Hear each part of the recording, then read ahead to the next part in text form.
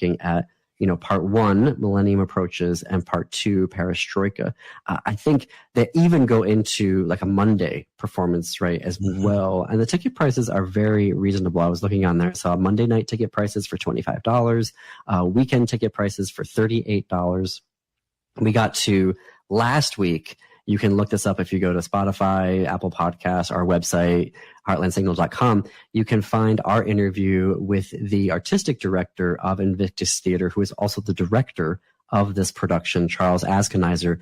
And we had a really fantastic conversation with him about producing this and both the timelessness of this play, about how much, right, from the 80s is still so relevant to today, but also about how to do this production in 2025 and the challenges that do and don't come with that. So I'm really looking forward. Jim, you've been saying we got to get down there. And I think we do need to find a way of how are we going to get down to Chicago to see this production, because talking to Charles was just an absolute delight. And it was a week ago. So if you're looking for the episode, we have his name in the title, but it was our June 20th episode.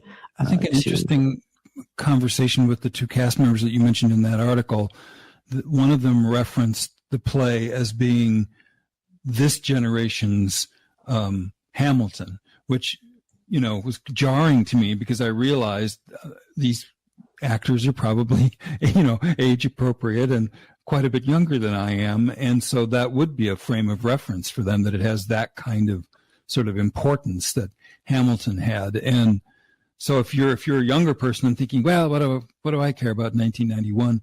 I think you will find that this is one of those classics that actually transcends the time that it was written in. It's informative for any time. And so I encourage people to get tickets. I want to make sure they leave 2 for us, so we have to hurry up and make our plans, John, because I don't want to be standing outside in the rain while somebody else is watching the play. Do you know what I'm saying? Right. Yes. The article that Jim is referencing is a Q&A with cast members that Brian Kirst from Windy City Times conducted. That article just came out yesterday, Thursday, interviewing the cast members. And it was, to your point,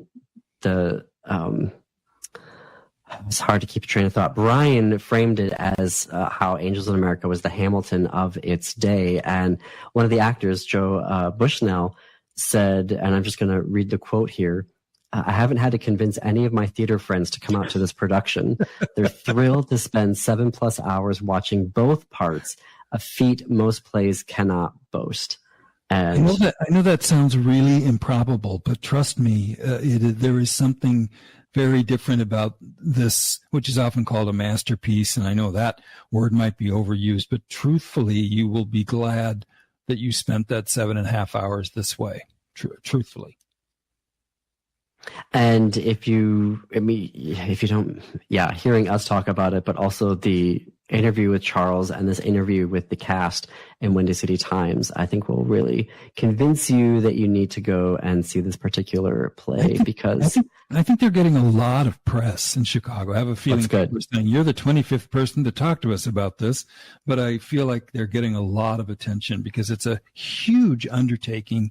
And if you look at the schedule and think of those actors and the crew and everyone doing that many performances a week of these 2 very demanding plays, it's kind of Herculean. It's sort of amazing, really. Well, it won the Pulitzer for a reason. It won the Tony for a reason. And also, if you're sitting there and going, oh, well, I don't know if I'll see it this summer, it doesn't get produced a lot. You know, you're not going to see a touring company come in with this next year or even in the next 5 years. So if you're like, well, maybe, I don't know, now would be the time to see it, because it may not be back in Chicago for 3, 4, 5, 6, 7 years.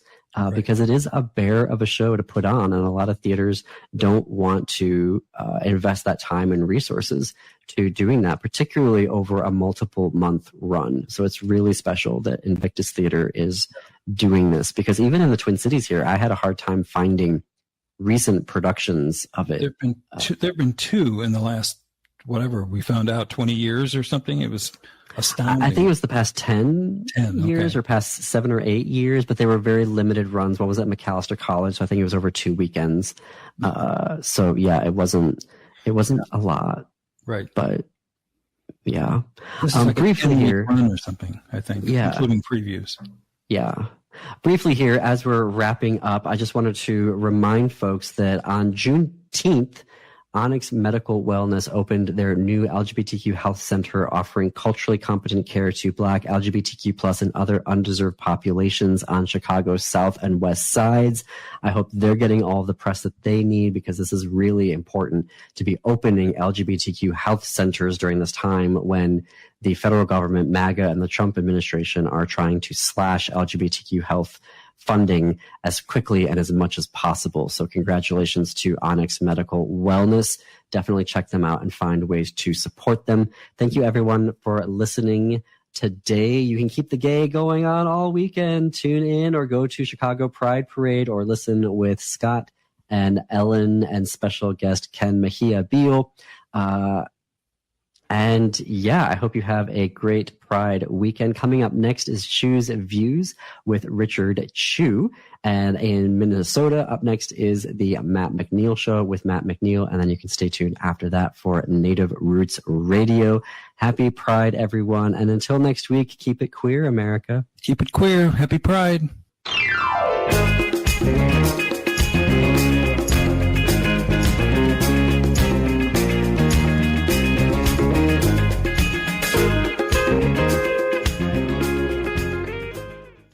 Every day, we go about our lives driven by routine, our vision clouded by the very normalcy we take for granted. Countless victims of human trafficking walk among us, invisible.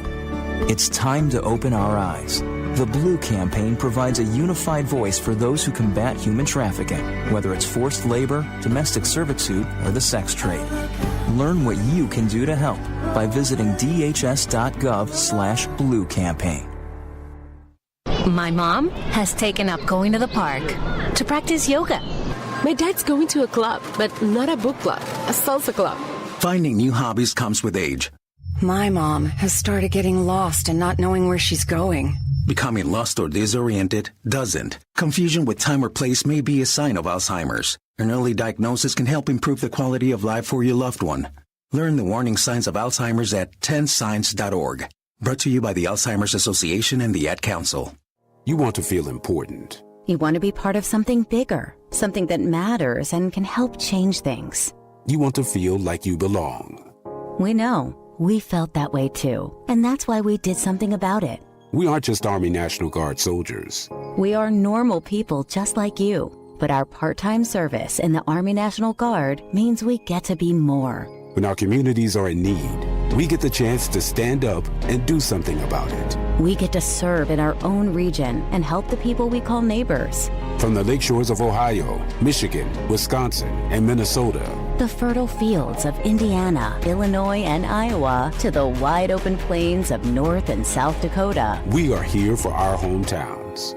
And together, we can make a difference. Take on your legacy. Visit NationalGuard.com to find out more. Sponsored by the Illinois Army National Guard. Aired by the Illinois Broadcasters Association and this station.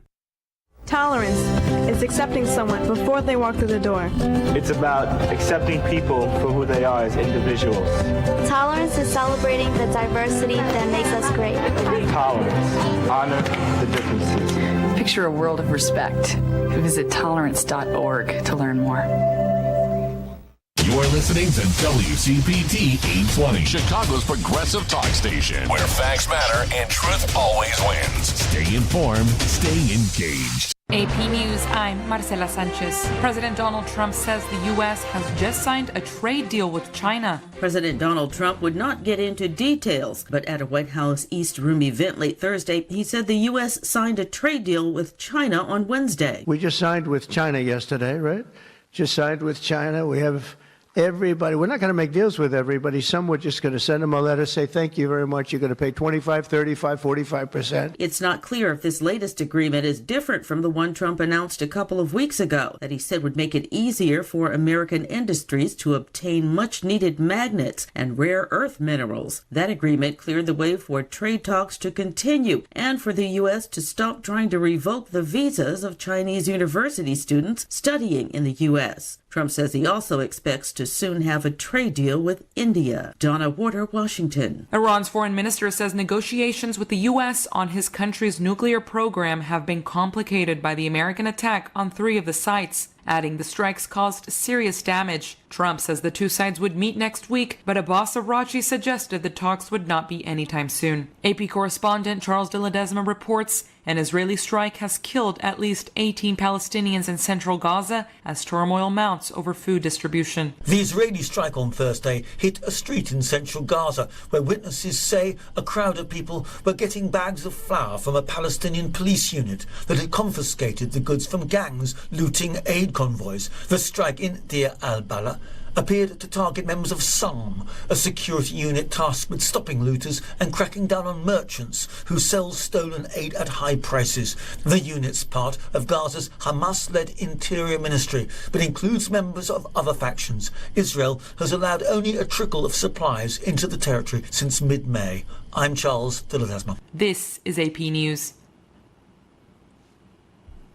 Police in South Korea detained 6 Americans today for trying to send over 1,600 plastic bottles with rice, miniature Bibles, $1 bills, and USB sticks toward North Korea by sea. AP correspondent Haya Panjwani reports on a popular fashion magazine losing its editor-in-chief. Anna Wintour is stepping down as Vogue's editor-in-chief, but she'll still have editorial control. Wintour's appointing a new head of editorial content at Vogue to manage daily operations while keeping her influential role. She'll still be chief content officer for Vogue's parent company Condé Nast and global editorial director of Vogue. The new role at American Vogue will report directly to Wintour. This move allows her to focus on overseeing all of the Condé Nast brands worldwide, except for The New Yorker. Wintour is known for modernizing Vogue with celebrity covers and spotlighting emerging designers. Visit us at apnews.com. I'm Marcela Sanchez.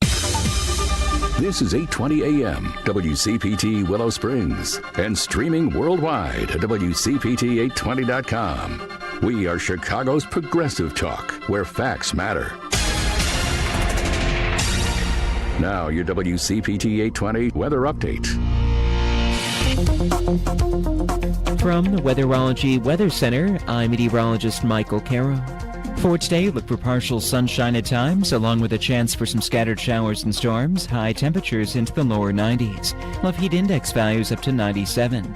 For tonight, any isolated storms ending early, upper 60s. Saturday, abundant sunshine making a return up to 87. Sunday, a chance for some storms with highs reaching 93.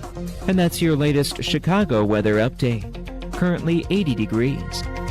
While retinitis pigmentosa takes Mark's vision, his family gives him hope, whether at the family business or at home with his wife and sons. He knows he's not fighting alone.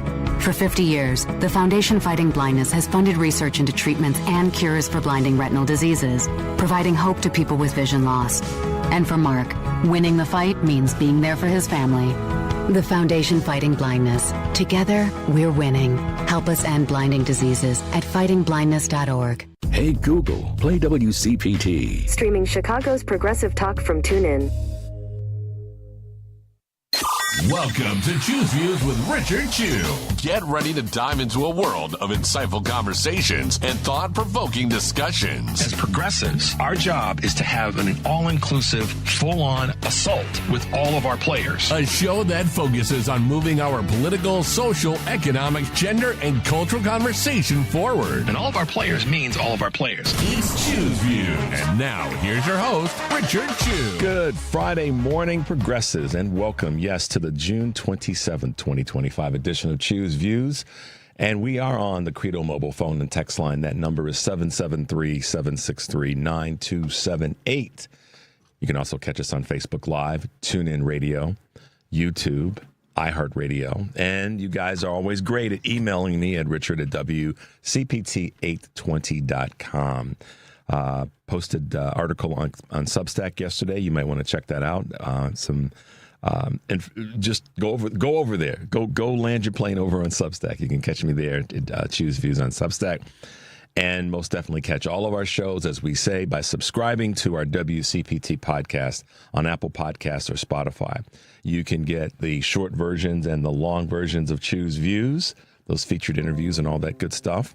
And, of course, you can get none other than Joan Esposito, live, local, and progressive, who is always bringing you that great information. Patty Vasquez, as you know, driving it home, the big picture with Edwin Eisendrath, Out Chicago, and our other shows and interviews. Make your way over to the Heartland Signal digital platform. That's one of the places that you will find so much good information. I'll talk about that probably at the bottom of the hour.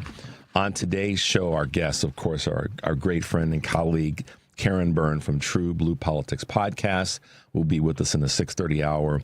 And author Charles Schutt will be with us in the 7 o'clock hour to chat about his new book on being part of the Catholic faith and church and stepping away. I'll let him tell his story, which will be interesting in this time, and talking about the LGBTQ community and how that's impacted his life as well on this ending the month of Pride. And as I've said, like Black history and so many of our other communities, all of our history is American history. And with that, someone that we all know is about to make history, and we've got some clips we're going to be playing with you guys for you guys during this first half hour of the show. But I figured I'd start us off this morning with what Henry's put together from a latest promotion from, I guess we could say, our governor and soon to be governor again. I'm standing here at the center of Illinois, and these days Illinois is standing at the center of the fight to make life more affordable, the fight to protect our freedoms, the fight for common sense. In every corner of our state, I see people who want stability, who want the chance to get ahead, who want a fair shot. But in Washington, all they're offering is chaos and craziness. Their tariffs are hurting farmers and small businesses. They're stripping away health care from seniors and working families and proposing even bigger deficits than before, all to give big tax breaks to the wealthy.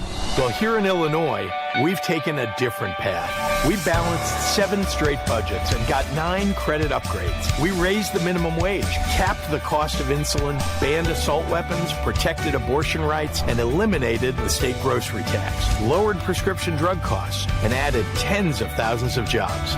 We don't just talk about problems. In Illinois, we solve them. Because we know government ought to stand up for working families and be a force for good, not a weapon of revenge. Donald Trump's made clear he'll stop at nothing to get his way.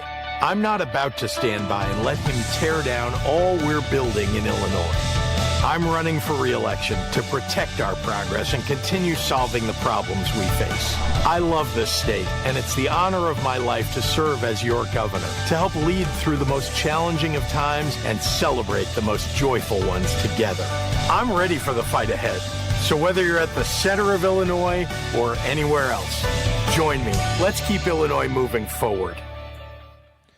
That would be our great Governor J.B. Pritzker. Some of you may have seen or heard. If not, he's running again, y'all, for a third term. And I will unapologetically say this right now. There's so many good things I can say about our governor. We've got some other clips we're going to play shortly. But he, excuse me, I was fortunate to be at an event with Representative Schakowsky back in 2018, when he was running, and we were able to have him on the show, on the family meeting, a couple of times. And I'm proud to say that we were,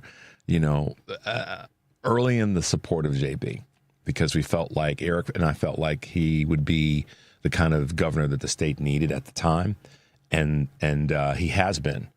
I say this often, guys, and I'm probably say it again and again, God willing. It ain't about being perfect. It's about moving the ball down the field, or whatever sports analogy you want to do. Getting a hit when the bases are loaded, whatever the one is, that's what makes us or allows us to be successful is being aspirational about moving the ball down the field. And J.B. Pritzker and Lieutenant Governor Stratton have done that, I believe. The evidence is there. We can criticize the micro things and, they didn't do this and how about, because I look online, man, and it just cracks me up. I ask myself sometimes, are there that many bots out there, or are there that many just angry, frustrated, disenfranchised is a different, I'm going to put that in this rant. Angry, just mean, nasty folk out there.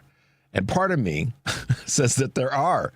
The other part of me, the aspirational part, the part that I think drives the J.B. Pritzkers of the world and the Juliana Strattons of the world and the Susanna Mendozas, the Kwame Raouls, the Brandon Johnsons, and all the other good Democratic leaders in the state of Illinois. This is a tip of the hat to our leaders in Illinois today, if nothing else, certainly this segment. Because our folks have been getting it done this last 7-8 years. And the imperfections of each one of them, I think, is oftentimes what drives them, because they know that they're catching hell from people who don't like them not being perfect. Mayor Johnson, people are running around. He's a socialist. He's a this, he's that. The man is trying to get stuff done. He ain't perfect. And trust me when I tell you, he is like the governor, like the lieutenant governor, like our comptroller, like our AG, like many of our elected officials. They don't want the city or the state to fail. Who in their right mind is going to, why would any of us advocate for that? So J.B. Pritzker is running. I'm excited about it. Many thought that he might be running for president. That's clearly not the case. But one of his reasons is probably the biggest reason is he wants to be here to stand guard and be that sentry for the state of Illinois, because he knows the hell that the state that we're already catching, and more that may be coming during Donald Trump's probably going to be 4 years unless we flip the House and the Senate and impeach us behind, which would be just glorious. Just glorious. Man, that would just be so wonderful that we take back the House, we win some of these other races, and we also are able to position ourselves to stay ahead of the curve when it comes to this upcoming, some of these upcoming races and midterms and all. It just makes it so exciting to think about, but at the same time, we can't take our eye off the ball. We have to stay focused. Let's play. Sorry, Henry. There we go. I moved him, then I had him back. Let's go to the second clip. Let's see. How about let's go to big progress. Illinois, we have made big progress over the last 7 years, but we have big challenges ahead. And while it is certainly tempting to lay all of it at the feet of the megalomaniac narcissist in the White House and his malignant clown car in Congress, the hard truth is that we all share some of the blame. For too long, politicians have chosen what is safe over what is bold. It's time to take our cues from the young people, showing up and shouting out that you can't abandon the fight before you even get started.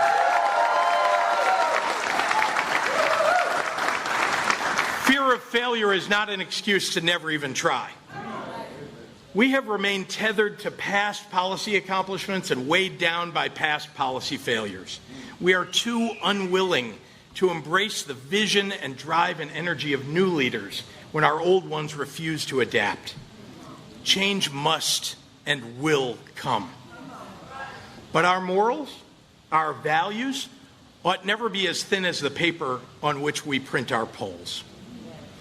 If you stood up for diversity, equity, and inclusion when it was easy, then you'd better be standing up for it now when it's hard.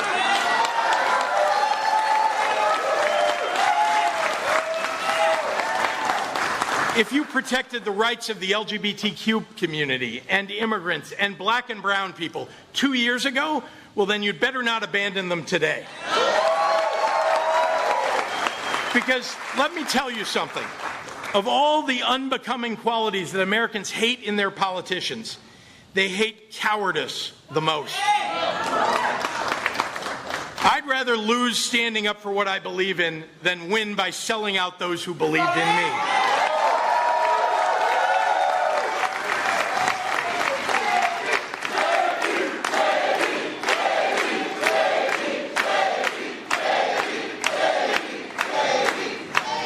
And I'll reserve my disgust not for the most vulnerable people in our society, but for the politicians and the talking heads who would sacrifice them on the altar of their own ambitions.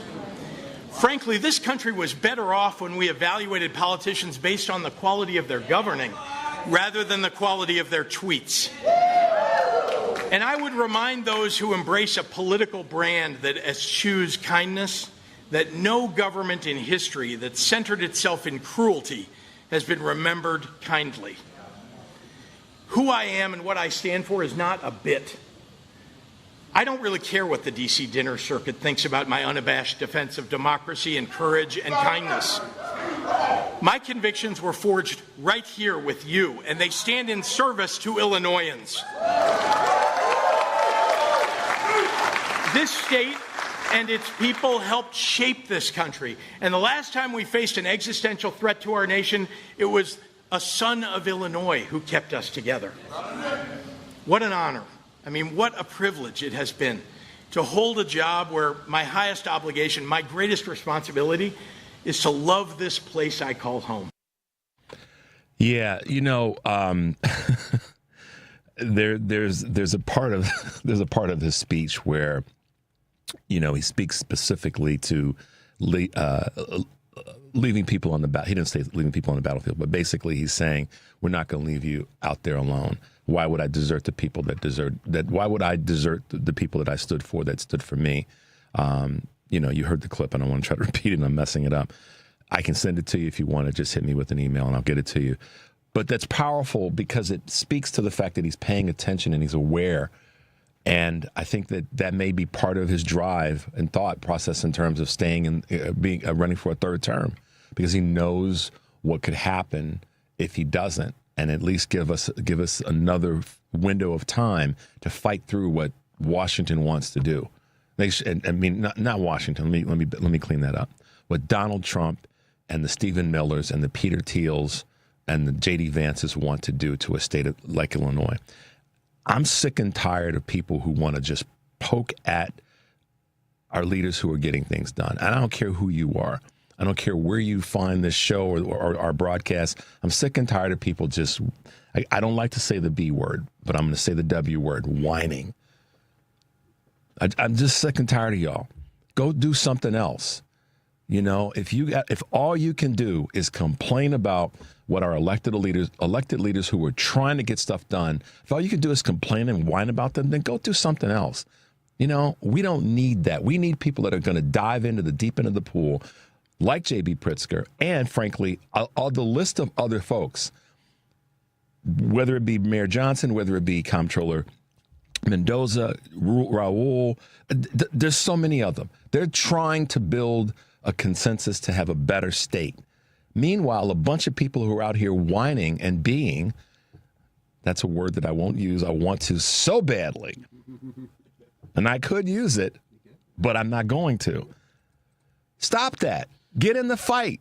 Stop whining. Do what JB's doing, is get in the fight. What has he done for the state of Illinois? A lot. I mean, listen, y'all, ask a woman. This is if somebody wants to know what J.B. Pritzker has done for the state of Illinois, ask women who, after Dobbs 3 years ago, their lives would have been upended in this state were it not for the work that the state's legislature and the state's leaders put in to say, we are not going to allow that garbage to come here. And in fact, we were welcoming to women that needed to come here from other states. So there's one for you pundits out there that want to be keyboard warriors. So JB's running. I'm excited. If you can't tell, I'm glad that he is. And I believe he's running for the right reasons. And I think that it's something that I know the state will benefit from it if he's reelected. So we got to, if we're going to win the fight, we got to get in the fight now and help and make sure that does take place. And we've got a great bench of other people that would potentially run for the White House. We do. We have a great bench. Want to shake him about the podcast thing with Governor Newsom, but I'm gonna be in his corner if he decides to run. And if it's Josh Shapiro, if it's Kamala Harris again, who should, because she would be a damn good president right now. We wouldn't be bombing, I doubt, seriously have dropped bombs in Iran. We would have had, I won't go down that path. Sorry, guys. The point I want to make is we have a great bench. We have a phenomenal bench of folks that can run for the White House. And although JB is going to run for governor again, and we do everything we can to get him reelected, I think we have a team that can douse out any potential fire that would come from the Republicans. Because J.D. Vance is a piece of garbage. He's a bully. We need to punch him in the face. And anybody else that would step to the mic on the Republican side, they don't have anybody. They got a bunch of trash talkers, but not people that get work done. Bunch of bullies. We've got people that can get stuff done, proven. So, JB's running. We're excited. And I think we'll go with one more clip. And let's go with one more because I know we've got breaks, but this is important. How about let's go with agenda? We have built a state that protects basic freedom, that guards people's privacy, allows teachers to teach uncensored history, and doctors to treat patients without threat of jail, that gives women control of their own bodies, that permits private companies to create diverse, strong, inclusive teams because they know that's what will allow them to grow. The workers of today and tomorrow choose Illinois because we built an iron wall around their freedoms and because we told the fascist freak show fanatics to run their experiments on ending democracy somewhere else.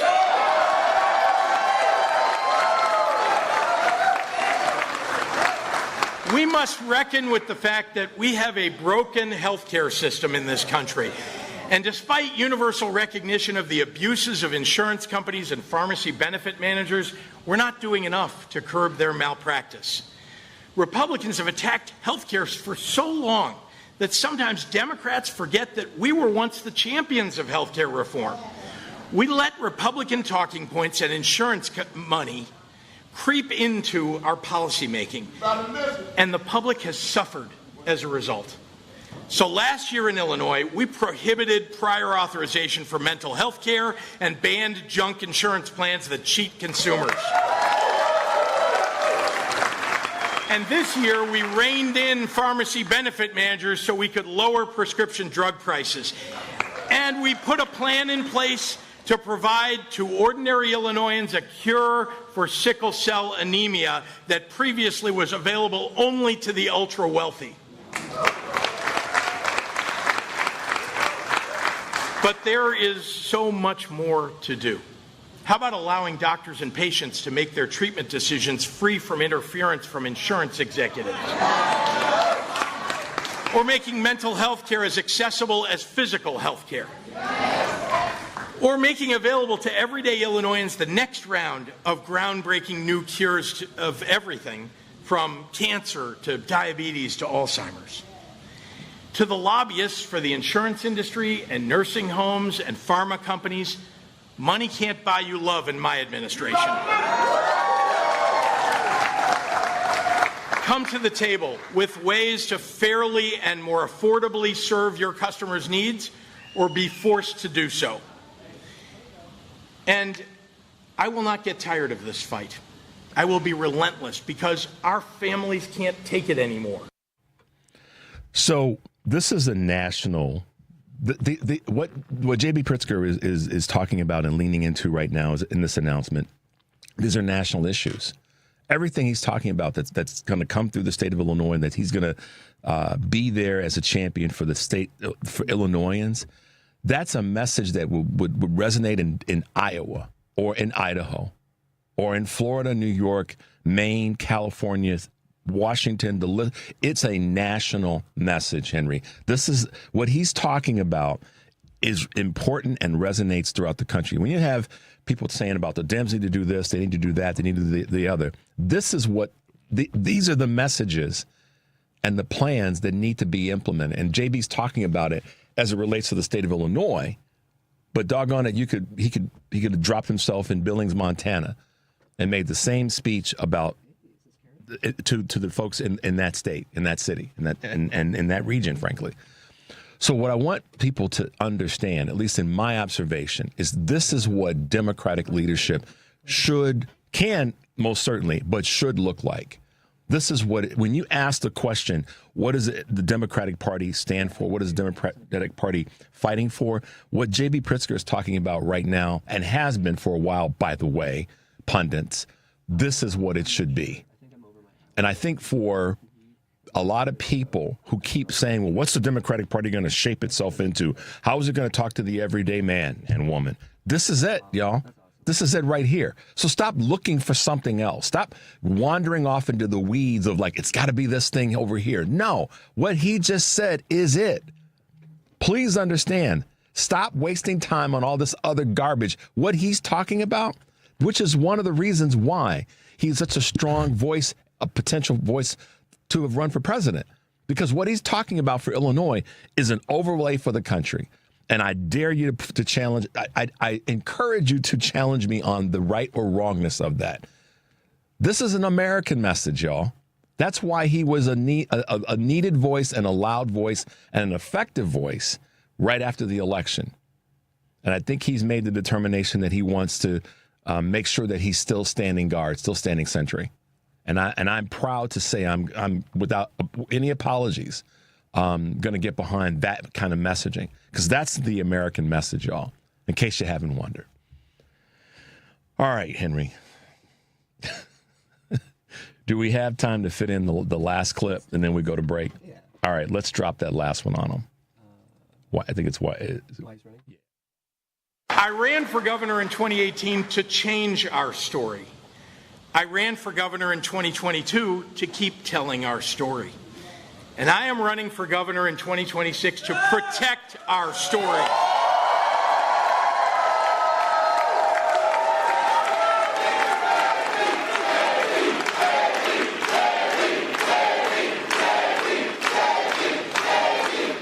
Because our story is now one of fiscal responsibility, of social accountability, of modern adaptability. Our story values love over hate, courage over fear, kindness over cruelty. Our story doesn't have a cult telling us what to believe, or sycophants telling us what to say, or a king telling us what to do. Let me be clear. There's no mission accomplished banner to stand under today. Yes, we have addressed so many of our old problems, but new ones always arise. History is an endless relay race. Our job is not to look for the finish line, but to protect the baton as we run our assigned leg. But we have work to do. I have work to do. We laid a fresh foundation down over an old crumbling house, and now we must build a new and stronger structure, because earthquakes are coming. Our nation sits on the precipice of an economy that will be reshaped over the next few years by the innovations of artificial intelligence. And while there will be many ways in which AI makes us better and healthier and more efficient as a society, it will also require us to reform our education system to meet the future of work. In that context, we must create an American economy whose sole purpose is not to make a small amount of very rich people richer, but rather one that provides good, stable, middle-class jobs that pay enough to afford to buy a house, raise a family, and live a fulfilling life. We must reckon with the fact that everything is too damned expensive. From groceries to concert tickets to mortgages to cars to healthcare, we have created a world where one job isn't enough to raise kids, one salary not enough to own a home, and one lifetime of work not enough to earn retirement. And the answer does not lie in tariffs that tax our workers, budgets that gut Medicaid, and Doge bros that strip research funding from our universities. Instead, the answer starts with growing Illinois' economy, with relentlessly pursuing the industries and jobs of the future. We must continue the work started by my administration to attract and grow businesses here. That takes continual investment in world-class airports and railroads, in our bridges, in our river ports, peerless institutions of higher learning, protected fresh water, abundant clean energy, well-designed urban landscapes, and nutrient-rich rural farmland. But nothing at all is more important to grow our economy than the quality of our people. And we must protect that because we have a workforce that is second to none. It's an American message, y'all. This is the Democratic message. I'm telling you, that's if people say, well, it's not talking to then you've lost your damn mind, because he's speaking to that from Illinois, as an Illinoisan about Illinois, but that's an overlay for the country. It just is. Some people may want to still fight and try to find reasons to deplete it. Not going to happen here. Henry, let's go to a break, and thanks for having all those clips in place, my man. 773-763-9278. When we come back, we'll be talking with our great friend and colleague, Karen Byrne from TruBlu Politics podcast.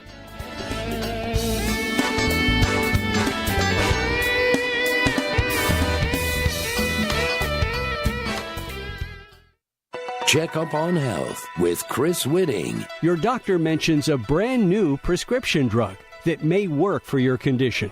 Should you try it or stick with an older generic? Dr. Edward Giardini is Chief of Family Practice at Twin Cities Hospital in Templeton, California, and author of How to Save on Prescription Drugs. About 90% of the new drugs coming out, new patented drugs, are really remakes of medicines that are already on the market that are better tested with better known side effects and consequences, drug interactions, and probably available cheaper and as generics. So you're right to always ask your doctor to prescribe a generic drug if it's available. The biggest money saver of all? Ask your doctor if simple changes in your diet and lifestyle could help reduce or eliminate your need for a prescription drug. With Checkup on Health, I'm Chris Whitting. This is WCPT telling you how you can shop blue. Happy Pride Month, everyone. While several companies have kowtowed to the right threats of boycotts, here are some companies that are dismissing those threats and celebrating Pride in 2025. Apple released its Pride collection. So did Kohl's. And to clear up, Kohl's did not get rid of their DEI. They just renamed it to Inclusion and Belonging. IKEA is releasing Pride-themed bags this year. H&M has released their Pride collection, and they are sponsoring several Pride events across the country, along with Converse and Puma's releasing Pride shoes. Abercrombie & Fitch released their Pride collection and is partnering with the Trevor Project. iBuyDirect has released a Pride collection and is donating 100% of those profits to the Trevor Project. And LEGO released their Pride-themed set, titling it Everyone is Awesome. And Bombas is releasing Pride socks. Happy Pride Month, everybody. And this is WCPT telling you how you can shop blue. You're listening to WCPT 820. Here's the latest Chicago weather update. From the Weatherology Weather Center, I'm meteorologist Michael Caro. For today, look for partial sunshine at times, along with a chance for some scattered showers and storms. High temperatures into the lower 90s. Love heat index values up to 97. For tonight, any isolated storms ending early, upper 60s. Saturday, abundant sunshine making a return up to 87. Sunday, a chance for some storms with highs reaching 93. And that's your latest Chicago weather update. Right now it's 79. Hey Google, play WCPT. Streaming Chicago's progressive talk from TuneIn. It's Choose Views with Richard Chew on WCPT 820, Chicago's Progressive Talk. Hey, Progressive, welcome back to the show. Today, live, local, and progressive, Joan Esposito will be taking your calls and talking to Chicago TV newsman Mike Flannery and Dylan Hankey, Director of Programming and Production at Navy Pier, talking about summer activities at Navy Pier. Live, local, and progressive weekdays, 2 to 5, Central WCPT, Chicago's Progressive Talk for 20 years. And then tonight on Driving It Home, our own Paul Shavari from WCPT will be in for Patty Vasquez. Driving It Home with Patty Vasquez. Also Paul. Weekdays, 5 to 7 p.m. Central CPT, AM 820, Heartland Signal website, TuneIn, YouTube, and Facebook. And, of course, don't forget, listen to WCPT's exclusive live broadcast of the Chicago Pride Parade, sponsored by Credo Mobile, this Sunday, June 29th, 11 a.m. to 2 p.m. Central Time. That's Credo Mobile, phone and text line 773-763-9278. Credo Mobile is a progressive phone company that is better for all people and the planet. Visit credomobile.com. All right, Henry, let's bring her on. It's Friday, and there with us this morning is our great friend and colleague, Karen Byrne from TruBlu Politics podcast. Good morning, Karen. Welcome to the show. Good morning. It's about to get messy. No. What is it? What do you mean, the weather? No. I'm just kidding. No. No. I just want to say, so I'm going to look for you at Pride. God willing, I'm going to be there giving out mom hugs. There you go. So I'm excited for that. I just want to, Go ahead. No, you go. Sorry.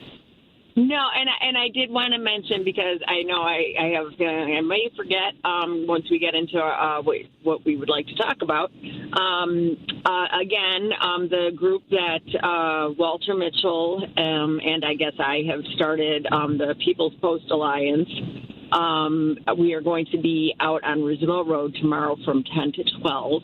All you Tesla takedowners, we need your support, because Doge is in the post office, y'all. So yeah, they are. Come on over, and we could use some support. What's the address again, Karen? What's the address again? It's 7500 Roosevelt Road in Forest Park, right in front of the Taco Bell, which is just in front of the U.S. Postal Service Distribution Center there. Cool. So, but just look for the Taco Bell. That's the one that's going to jump out at you. And, Cool. Awesome. Well, listen, and thanks for reminding folks of that. Tons of questions that I could ask you, but I'll dive right in with regard to J.B. Pritzker announcing that he's running for a third term. I want to hear what you have to say now that I've spent time talking about what I have to say about it. Well, I don't have a lot to add. I mean, those clips, of course, demonstrate exactly why I am so in love with J.B. Pritzker. I'm somewhat disappointed that he's not going to be running for, to be president, but I am more ecstatic that he is going to stay, because for all of the reasons that you said.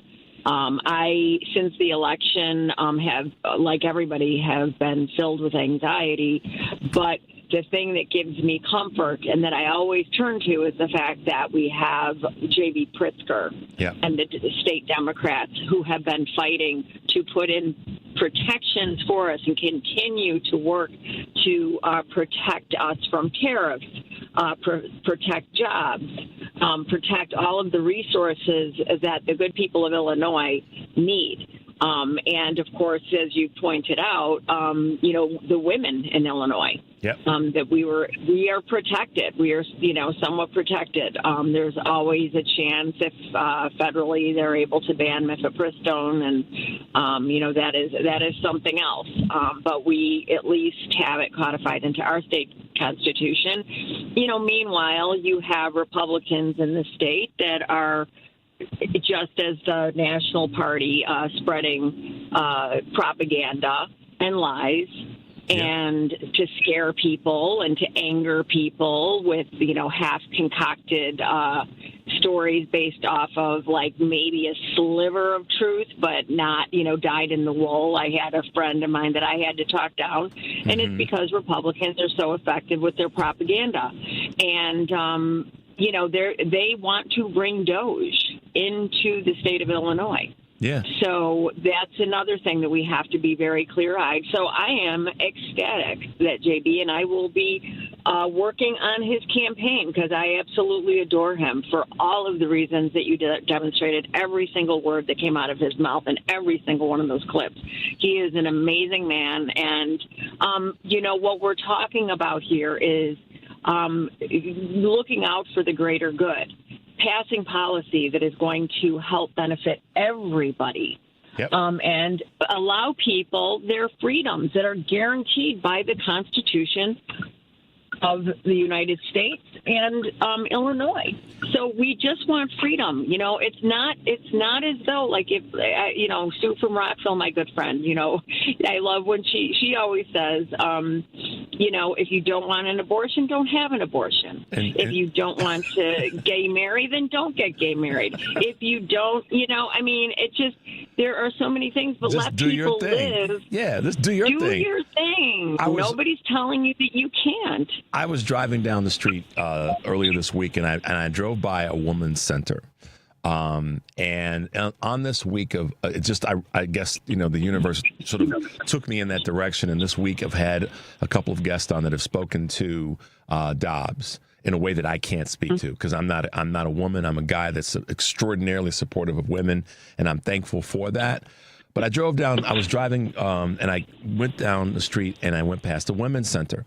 And this is the stuff that went through my mind. I was like, why should someone be worried or afraid or intimidated about going to a women's center for care? It's none of anybody else's doggone business. Just let folks do what they got to do. And it breaks my heart, but it doesn't break my spirit when I think about it. But at the same time, I go back and say, you know what? This is why we have a J.B. Pritzker as governor and a Juliana Stratton as lieutenant governor, because they get that. They get the part that says, if we're truly going to be a country of freedom, then freedom is not just for some, excuse me, y'all, some narrow-minded, racist, sexist white guy that says that, you know, I want my freedoms. And I'm using the dialect for reasons because that's what tends to be what's out there. Now, to your point, Karen, I want to come back to this and hand you back the baton. What J.B. Pritzker is talking about is a message for Illinois. But as I said, and I believe this, it's a message for the country. It's a national message. It's a message that anybody, anywhere, that message should be able to buy into and go, these are things that I think are right for my state as well. What are your thoughts there? Well, absolutely. He's leading by example. He is giving, he is the example of what a national leader should look and sound like, you know, when he's speaking. No, absolutely. I feel that, you know, I mean, like I said, I mean, I'm somewhat disappointed that he's not going to, going down in the park. Popo's coming for Karen. Popo's coming for Karen, y'all. Pull over, hide, Karen. Pull in the garage. Ruh-roh. Popo's after Karen, y'all. That's the redhead. There she goes. I have heels on. I can't get far. Oh, gosh.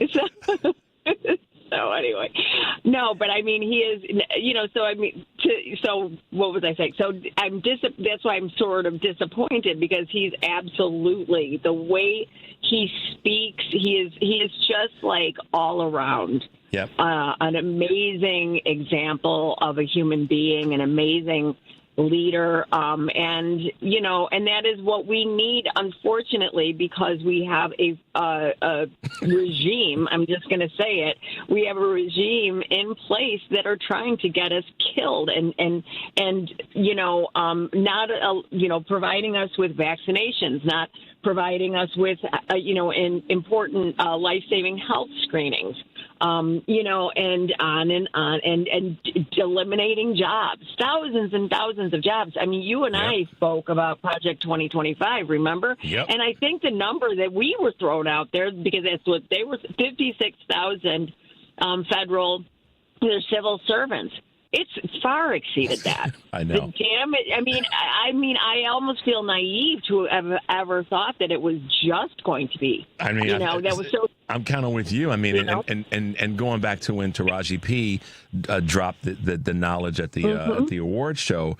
I mean, you know, people were saying that can't be true, but it's been worse, and that's the part that a lot of people who weren't paying attention were like, that's not going to happen. That's not going to happen. And then even those of us like you and me and so many others that were saying, this is going to happen if he gets elected. It's worse than it's even worse than what we had expected, and we were reading from it, you know, every Friday or so. But here's the thing I want to talk about, something you said about not just the administration, but the people in the administration. I'm going to play a clip in a moment that gets to what you and I were talking about privately in terms of our leaders. JB's running for governor again. Thank goodness he's going to be a part of our team, and we're going to push him and others to keep doing great jobs.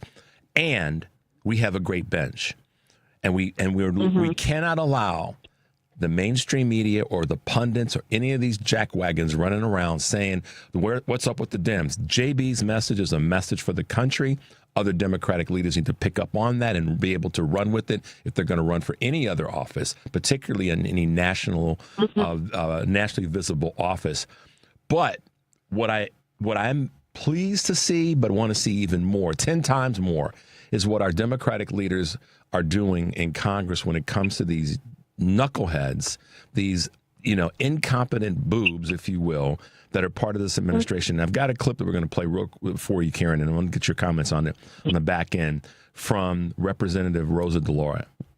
Asked me a question. I did. And you asked me a question. And you haven't answered my question. So they're going to be out on the streets working You haven't hand in answered hand my with question. DEA You to haven't violate. Mr. Chairman, I'd like an answer to my question. And the question is not being answered. How many ATF law enforcement officers and industry operations investigators do you anticipate will be lost to attrition as a result of the funding reduction you are proposing? You are proposing a 26% cut to ATF for fiscal year 2026, as well as a 4.4% cut to DEA. So you're going to merge the two agencies together, and then you're going to shortchange their resources, so neither one of them will be able to do the job that they have been designed to do. You've got a 34% cut to the high-intensity drug trafficking areas program, no dedicated money at all for the organized crime drug enforcement task force.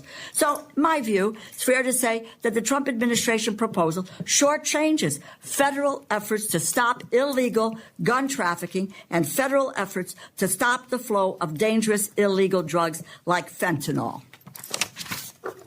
As I was attempting to answer your question very calmly, unlike you, excuse me, Madam Attorney General. Answer yes or no. Tell me what the numbers are. I don't want to hear all of your filibuster about this. Go ahead. Please tell us the numbers. So we are reorganizing. ATF agents want to be out on the street. Okay. Working let me answer DEA the question agents. for you.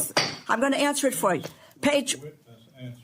Mr. Chairman, you give me a certain amount of time, and I have a high respect for you, but I don't have to listen, nor do my colleagues have to listen to a filibuster when it's a simple question. But I have an answer to your question. It's page 146 of the department's fiscal year 2026 budget, and the performance summary explicitly says, and let me quote, ATF will eliminate 541 industry operation investigators, reducing ATF's capacity to regulate the firearms and explosive industries by approximately 40% in fiscal year 2026. ATF will perform fewer regulatory inspections. And the department summary goes on to say, and let me quote, ATF anticipates a reduction of approximately 284 support personnel and 186 agents based on historical attrition patterns, and these personnel cuts will impact ATF across various functions, unquote. If the capacity to regulate firearms industry is reduced by 40%, if you are losing 186 ATF law enforcement agents on top of that, it is clear the direction you are headed with this budget. So it gets into the weeds, but this is the point I want to make, and I hope you guys paid attention to this. First, content that Representative DeLauro had was hugely important. She had the numbers in front of her. Pam Bondi has access to the same information. Okay. It's not that this is the thing that people have to understand. It's not that she doesn't know the answer. She knows the answer because she has access to the same information. The fact is she doesn't care about it. And she's filibustering because she's not competent enough to stand on the belief that what they're doing is accurate. This is where we have to be willing to push them and make sure that our representatives are doing exactly what Representative Rosa did, and that is to get in that backside. Karen, you got the baton. Oh, yeah. I mean, well, first of all, some key takeaways from that. So much for transparency. Right. So much for back the blue and supporting law enforcement. And so much for really caring about any of the things that they say they do, like getting fentanyl off the streets. You know, I mean, it just exposes once and for all. And I mean, let's not forget, and I know a lot of people, you know, maybe weren't paying attention, you know, prior to Bill Barr, because, you know, good legislation does not require us to be glued to our TVs to wait for every shoe to drop, right? Yep. And so, but this is the role. The AG is not the president's personal attorney. Nope. That is not their job. The attorney general is to do the work of the people.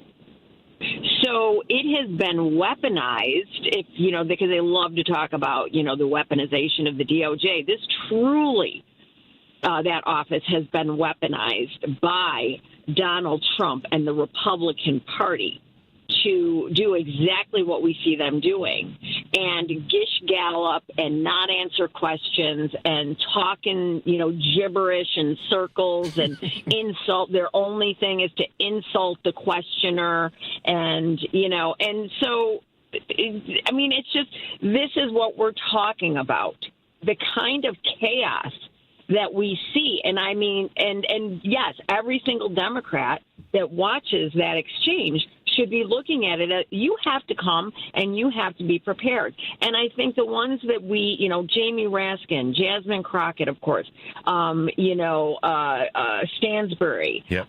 You know, on and on. You know, the Democrats that are understanding this and meeting the moment are the ones that have all their numbers. Don't rely on them answering anything, because they will never answer the question.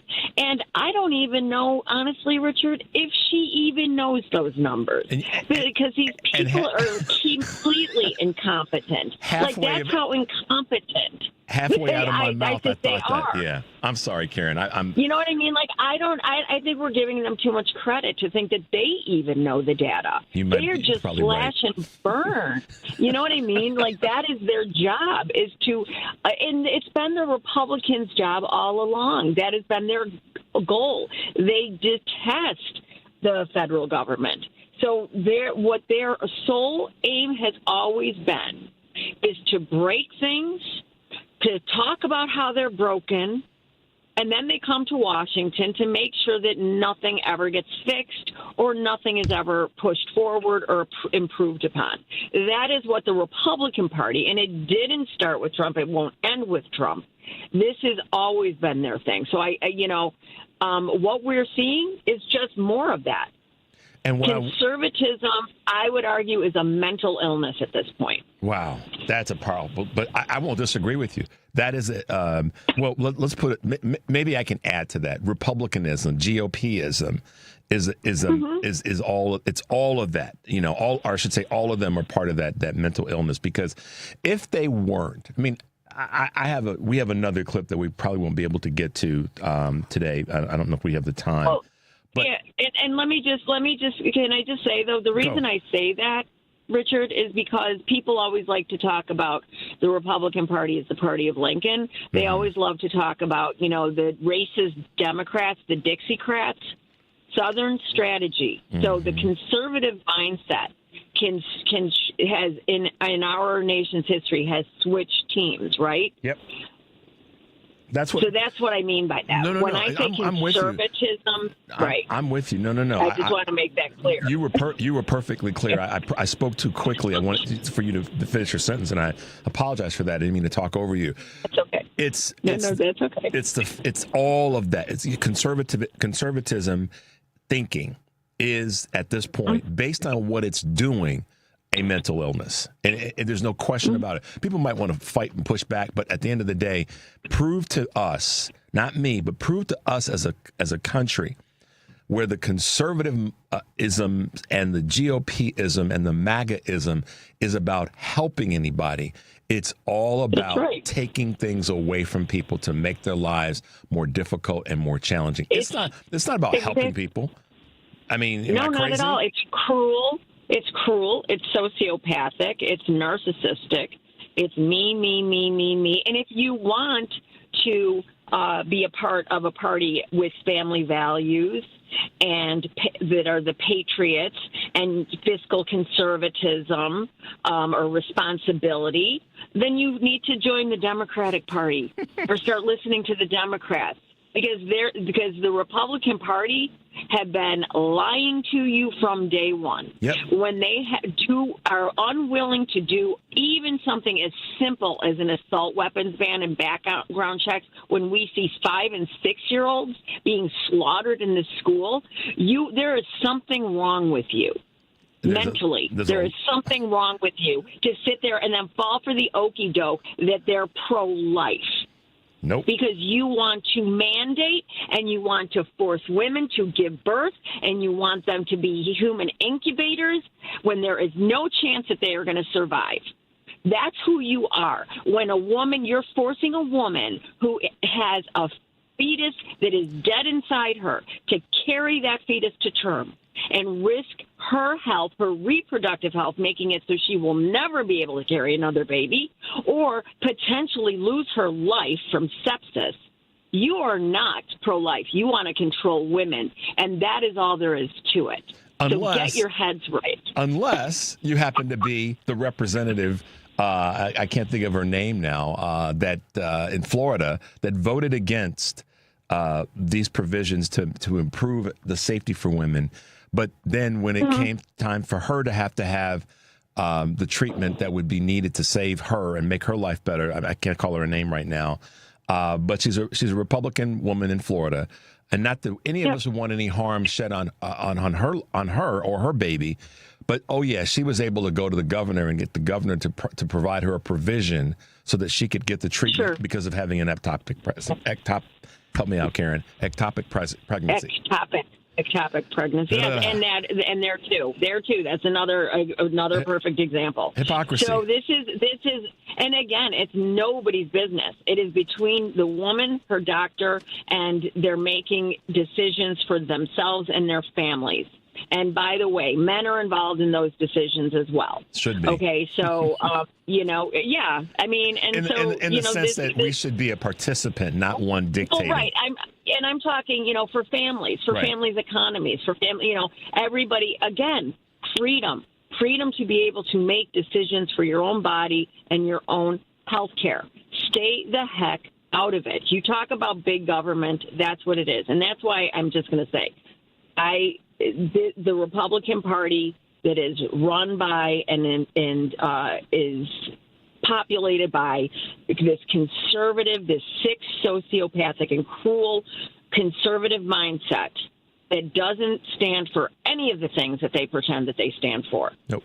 They need to go, and we need to vote accordingly. And that's why. And I hope people are finally waking up. That's why JB's announcement is a good thing for not just Illinois, but it's a good thing for the country. And as we wrap up, the reason I say that is because his message, again, I'm repeating myself by design, is an overlay for any state in the country that really believes in the things that they say they believe in and that they want their leaders to stand for. So, Karen, it's great to have you with us as always. Thank you. You got me fired up this morning, Richard. I'm going to go and get out of that parking lot so the popo can't find you. Yeah, right? I have to look both ways now. That's right. All right. Thanks for being with us. Karen Byrne from TruBlu Politics podcast. Have a great weekend. Good luck with being out of the post office this weekend, and hopefully see you at Pride on Sunday. Yeah. Love you guys. Have a great weekend. Talk to you soon. Bye, Henry. Okay. Bye. All right, guys, we're going to take a quick break. The number is 773-763-9278. This is Choose Views on the Credo mobile phone and text line. We'll be right back.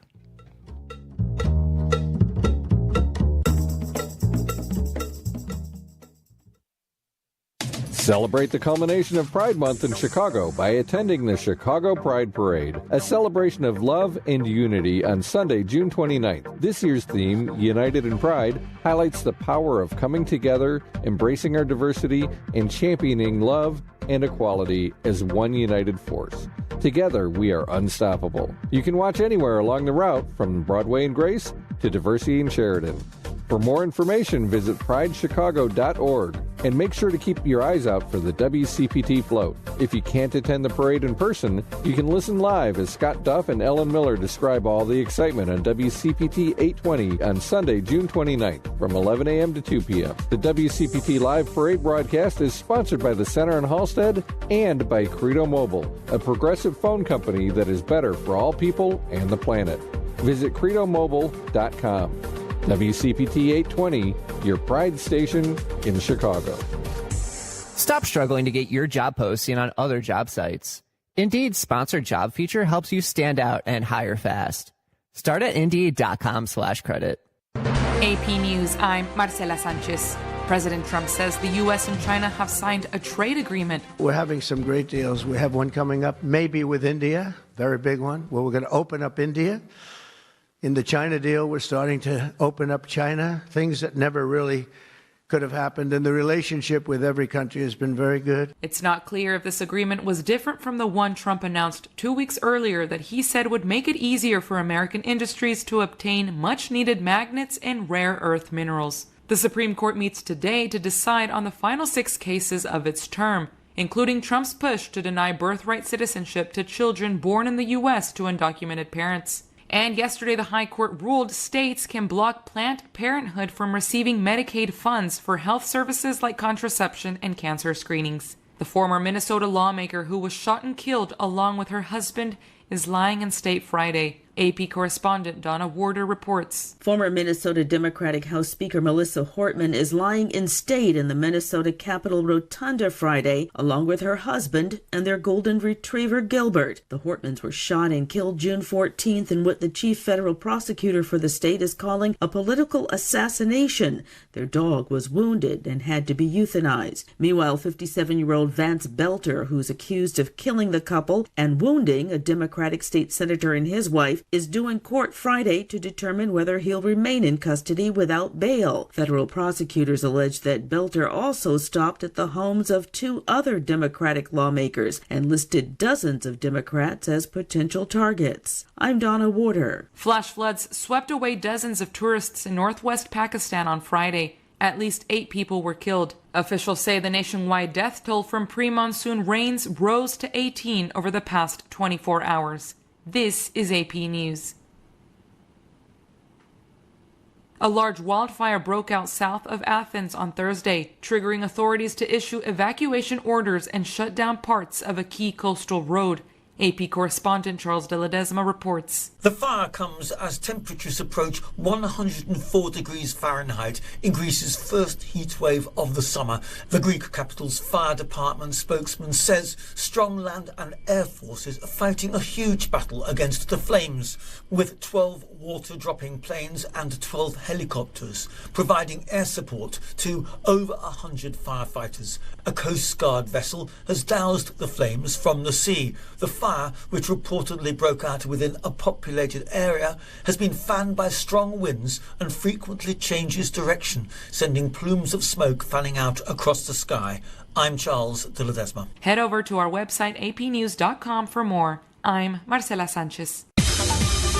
This is 820 AM, WCPT Willow Springs, and streaming worldwide at WCPT820.com. We are Chicago's progressive talk, where facts matter. Now, your WCPT 820 weather update. From the Weatherology Weather Center, I'm meteorologist Michael Caro. For today, look for partial sunshine at times, along with a chance for some scattered showers and storms. High temperatures into the lower 90s. Love heat index values up to 97. For tonight, any isolated storms ending early, upper 60s. Saturday, abundant sunshine making a return up to 87. Sunday, a chance for some storms with highs reaching 93. And that's your latest Chicago weather update. Currently, it's 81. It's summer. Time to enjoy long days, lazy nights, and great food. Because Uber Eats has deals all summer long. So, when hunger strikes, don't sweat it. Delicious deals are just a tap away on Uber Eats. Enjoy all your favorite grocery items delivered straight to you. Get ice cream, soda, and snacks from your favorite stores like Wegmans and CVS and make the most of every moment. Now that sounds like a good summer. Order now on Uber Eats. Terms apply. Product availability varies by region. See app for details. WCPT 820, Chicago's progressive talk, where facts matter. Welcome back to Choose Views with Richard Chu on WCPT 820 AM, where facts matter. Take it away, Richard. Hey, progressives, welcome back to the show. 773-763-9278 is our Credo mobile phone and text line. It was great having Karen on with us a moment ago. So over at Heartland Signal, some things you guys want to check out, and I want you guys to check out the site. Heartland Signal on X has some great clips. A couple particularly from Representative Jasmine Crockett, pointing out the hypocrisy of Republicans talking about combating anti-Semitism, yet endorsing a president that invited Nick Fuentes to the White House. So if you guys remember, this is the same dude that talked about the very fine people on both sides that went on to hire, Elon Musk. Another clip that you'll appreciate is, again, from Representative Jasmine Crockett. She brings up the GOP hypocrisy concern and some of the concerns around the lack of integrity about foreign visas. And she takes a stab. She doesn't take a stab. She takes a full swing at Melania with regard to the genius visa that she got. And that maybe she's not the model you think she is.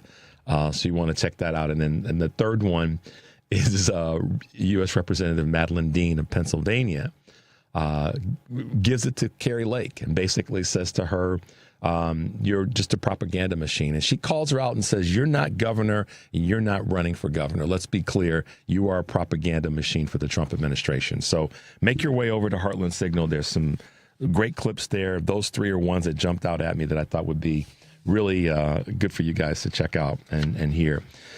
All right, guys, we're in the 7 o'clock hour, and this morning we have an author with us who has, as I like to say, has been on one side of a conversation, went to the other side of the conversation, decided to look at both sides and the evidence, and then made a decision to go in a different direction. That's how I'll do the lead in to our guest this morning, who is what I would say one of those people that has the capacity to say things are not quite the way that you're led to believe that they are. And here's some reasoning behind it. And that's our guest this morning in studio. Charles Schutt, good morning and welcome to Choose Views.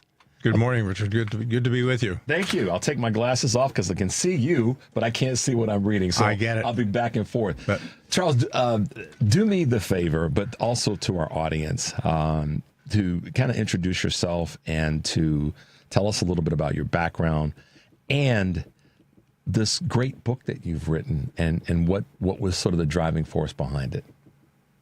Well, I appreciate you asking me to be here. And the reason I wrote the book, I just looked around and I saw that there was a real lack of honest, real life stories about contemporary Catholic priests out there.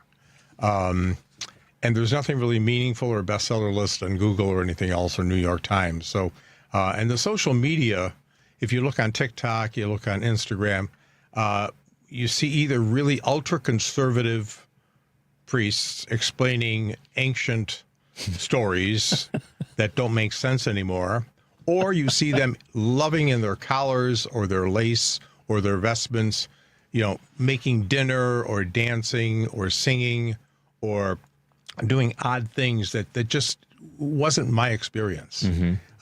I went into the seminary in the mid-'60s. And the 60s, as you know, Richard, maybe you're not that old. Well, I know them well enough. But there was ahead. War. Yes. There were drugs. There was sex. There were the women's revolution, the civil rights uprising, the British music invasion.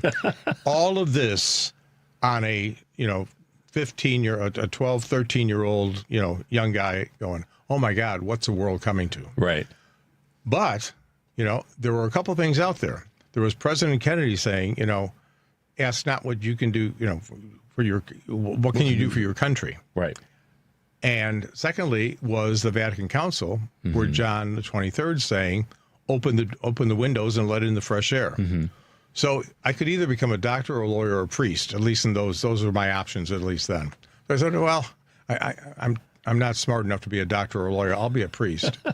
So I went to the seminary, same seminary that Father Michael Flager went to. And you can tell by his ministry, that's the kind of world we wanted to make. We wanted to make the world a better place to live. Yep. We were just a bunch of normal guys who went in and wanted to make the world a better place to live. It wasn't like it is now. It's not like the Catholic Church is now.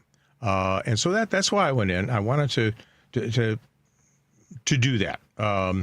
You ask people today why you want to become a priest, they say, it's like, especially with the scandals, and it's sort of irrelevant, and just the language, etc. So that's why I went in, and that's why I wanted to write the book about that experience. Title of the book. Tell us about the title of the book and how you came to that. Well, I thought I'd just be honest, a true story of a Catholic priest. This is not something that Hollywood dreamed up, yet. Maybe they will. Maybe they will. Yeah, you don't know, but, Charles. So true story of a Catholic priest. This is what it's all about. Why I went in, or why I got in, why I got out, and what I learned through it all. Yeah. And I certainly learned a lot through getting in, getting out, and learning through it all. I think when there's so many things that go through my mind when I think about certain specific topics. Catholicism, the Catholic Church. And, me being raised Baptist, but being Catholic adjacent, as I've always said, because everybody around me that I grew up with was Catholic. So it was a mix of a very few Baptist kids, lots of Catholic kids, and a few kids that were Jewish, of the Jewish faith. But the one thing that stayed and stood the test of time for me is it's still, through all the stress and strife, the Catholic Church has still been an iconic part of our livelihoods. And even with all the craziness and the challenge and the scandals and so forth, it still worked, I believe, hard to keep moving forward. And this most recent, I can't say election of Pope, but selection of Pope through conclave, if I'm crazy, tell me, but it seems as though this is a person that is trying to move the Catholic faith forward, or at least is giving that impression. So I asked that question, as long as it is, what are your thoughts about that? The new Pope. And I'll get to the Pope. Okay. I'll get to the Pope. Let me start out by saying we just lost a giant here in Chicago with Rosemary Connolly. Yeah, that's right. Yes. Rosemary, along with Monsignor Iggy McDermott years ago, Monsignor Jack Egan, Mother Cabrini, those were people who saw the Catholic Church true mission in education, in healthcare, and in social service. Nobody does it better than the Catholic Church when it comes to those three. None. Nobody does it worse than the Catholic Church when it comes to interpreting or relying on theology. Okay. They are still back at Nicaea. They're way back when in the 300s. Yeah. And the problem is that I was influenced greatly by Anthony de Mello, who's a Jesuit who spoke about waking up. Spirituality is waking up to yourself, knowing who you are. And also the writings and teachings of Joseph Campbell and the power of myth. And mythology, the problem is we get stuck in the metaphors. That's what's happened in the Middle East. You've got Allah, you've got Yahweh, and you've got Jesus. 3 names for God, and they forget what the message is, and that is love your neighbor. So when you get stuck in the metaphor, you forget about what the real true message is. I'm getting to the Pope. Take your time. Francis was a Jesuit. The Jesuits, when I went to Loyola, did the greatest favor. They taught us how to think and not what to think. I believe if Francis would have been elected 10 years previous, and he would have had 20, 25 years more than the Polish Pope did, who was a disaster as far as I'm concerned, he took us way back. But Francis would have had that time to help us how to think and not what to think, because he was always on the edge of that. You know, when he would talk about, you know, who am I to judge? You know, everybody jumped on him. Well, who am I to judge? Jesus said, "Who am I to judge?" Yeah. So I think the difference now with Pope Leo is going to be he's an Augustinian. He's not as progressive theologically as the Jesuits or as Francis, but he has a tremendous feeling and empathy with the poor from his work in Peru. Okay. So as far as the aspects of education, healthcare, and social service, he'll be magnificent. Okay. What he said so far, as theologically, you know, not quite there yet. Not quite there. Okay.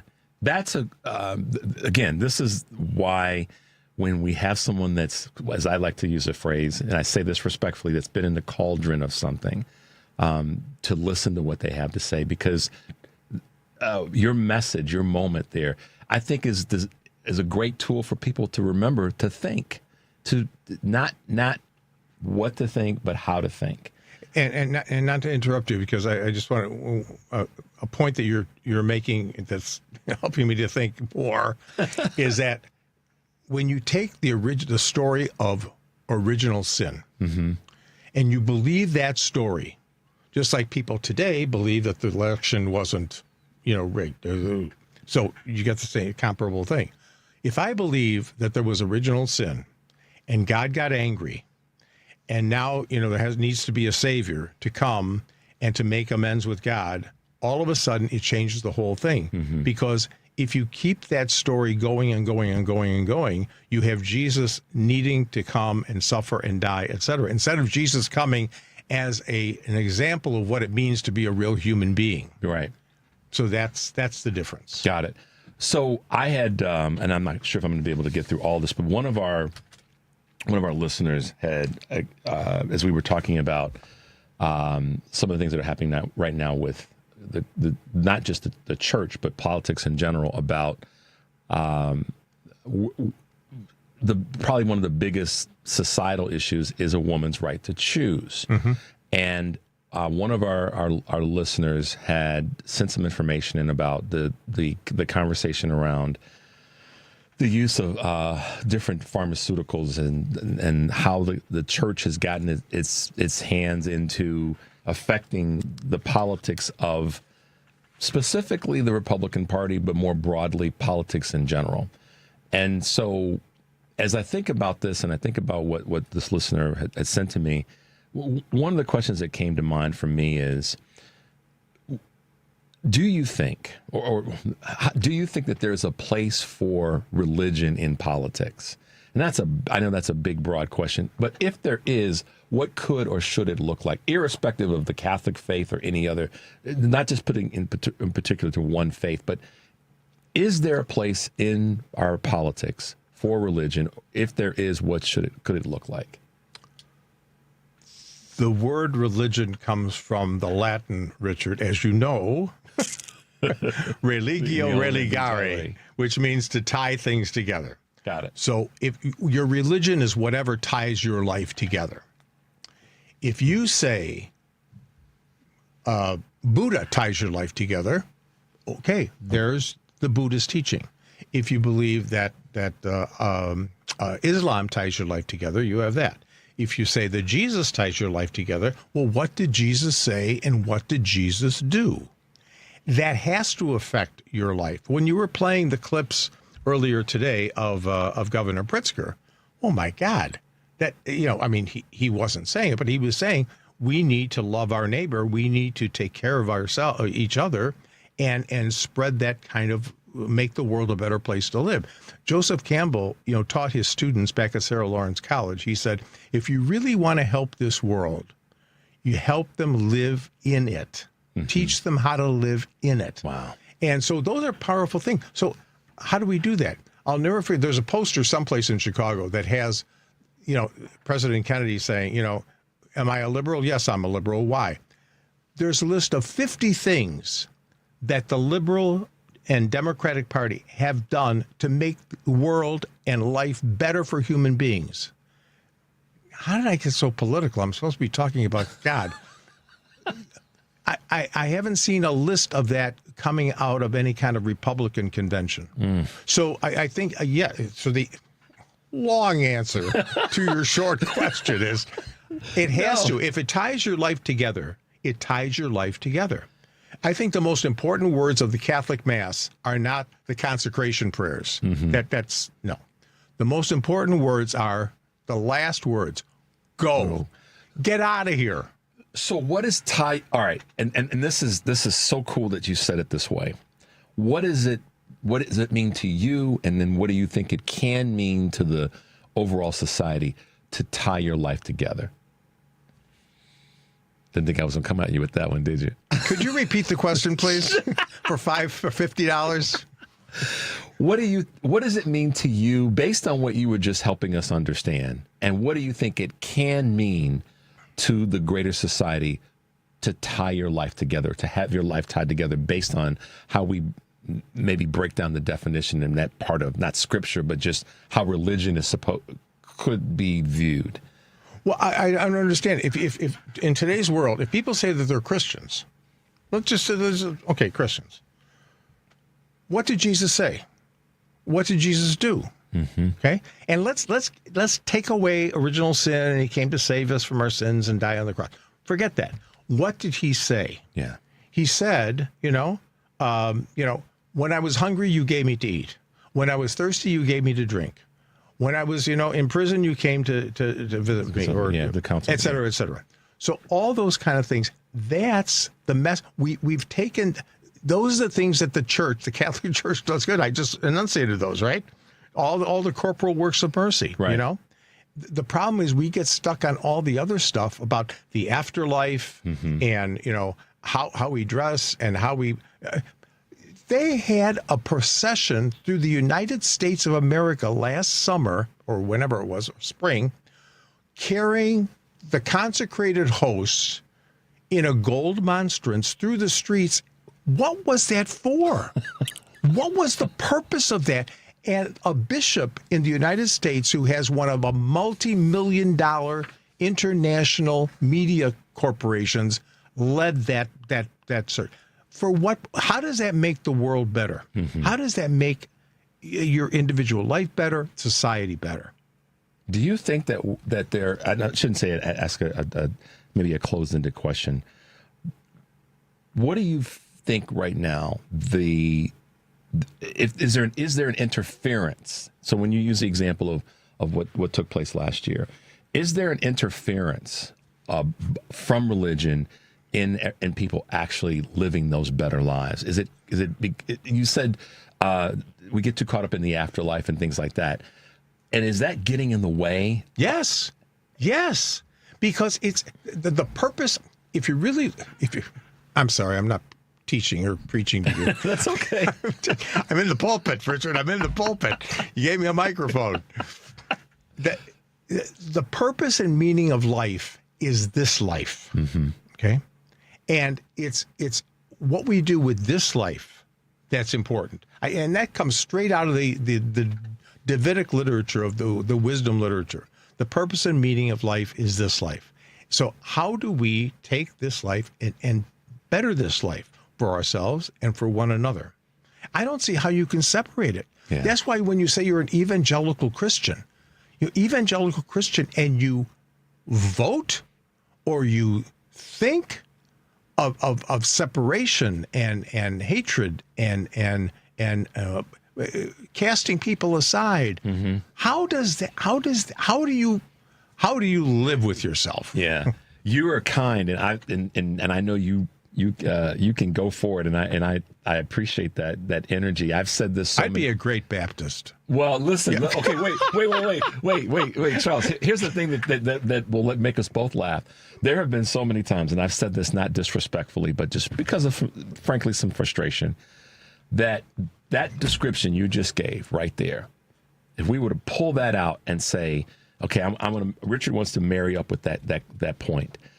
How can you be of that evangelical Christian mindset and then show up in church on Sunday But then the next 6 days of the week, you're out there causing hell for the people that are supposed to be the ones we're trying to save and to embrace and to connect with and to care for, and all these tenets that are supposed to be the baseline, and I can't tell you the last time I literally sat down and read scripture, but I know enough to say the least among us is where we start. But it seems as though we're in an environment right now where that's the least among us happen to be the ones that are catching the most hell from those on high. It's absolute cruel. It's cruel, and it is. I don't understand how people can treat each other that way. In society like we are today. Just watching the news is just it's almost scandalous. So how can you be a Christian and do that? I have no idea. You're living a duplicitous life. Yeah. You're compartmentalizing your life. And again, I think it goes back to the whole idea of you get caught in the metaphor. You get caught in this kind of teaching instead of saying, no, if you believe in Jesus, Jesus said, feed the hungry, clothe the naked, take care of those who are downtrodden. Those are the missions of Jesus. Do what Jesus did, say what Jesus said. Yeah. And that's where I think so, at least in my experience and my sort of reading and thinking, I see so many people that have gotten tired of religion. They've gotten or not of faith, not of spirituality necessarily, but they've gotten tired of the sort of orchestrated religion when they see these elements of hypocrisy, where in one moment you've got this group talking about they're believers in God, they're believers in Jesus, and you've seen all the conversations, and then they do something that is 180 degrees opposite of what the stated belief is. And a good example is just this weekend when the president of the United States talks about the raid, the bombing in Iran, and toward the end he slips into this sort of hypocritical stumbling and bumbling about I love God and thank you God.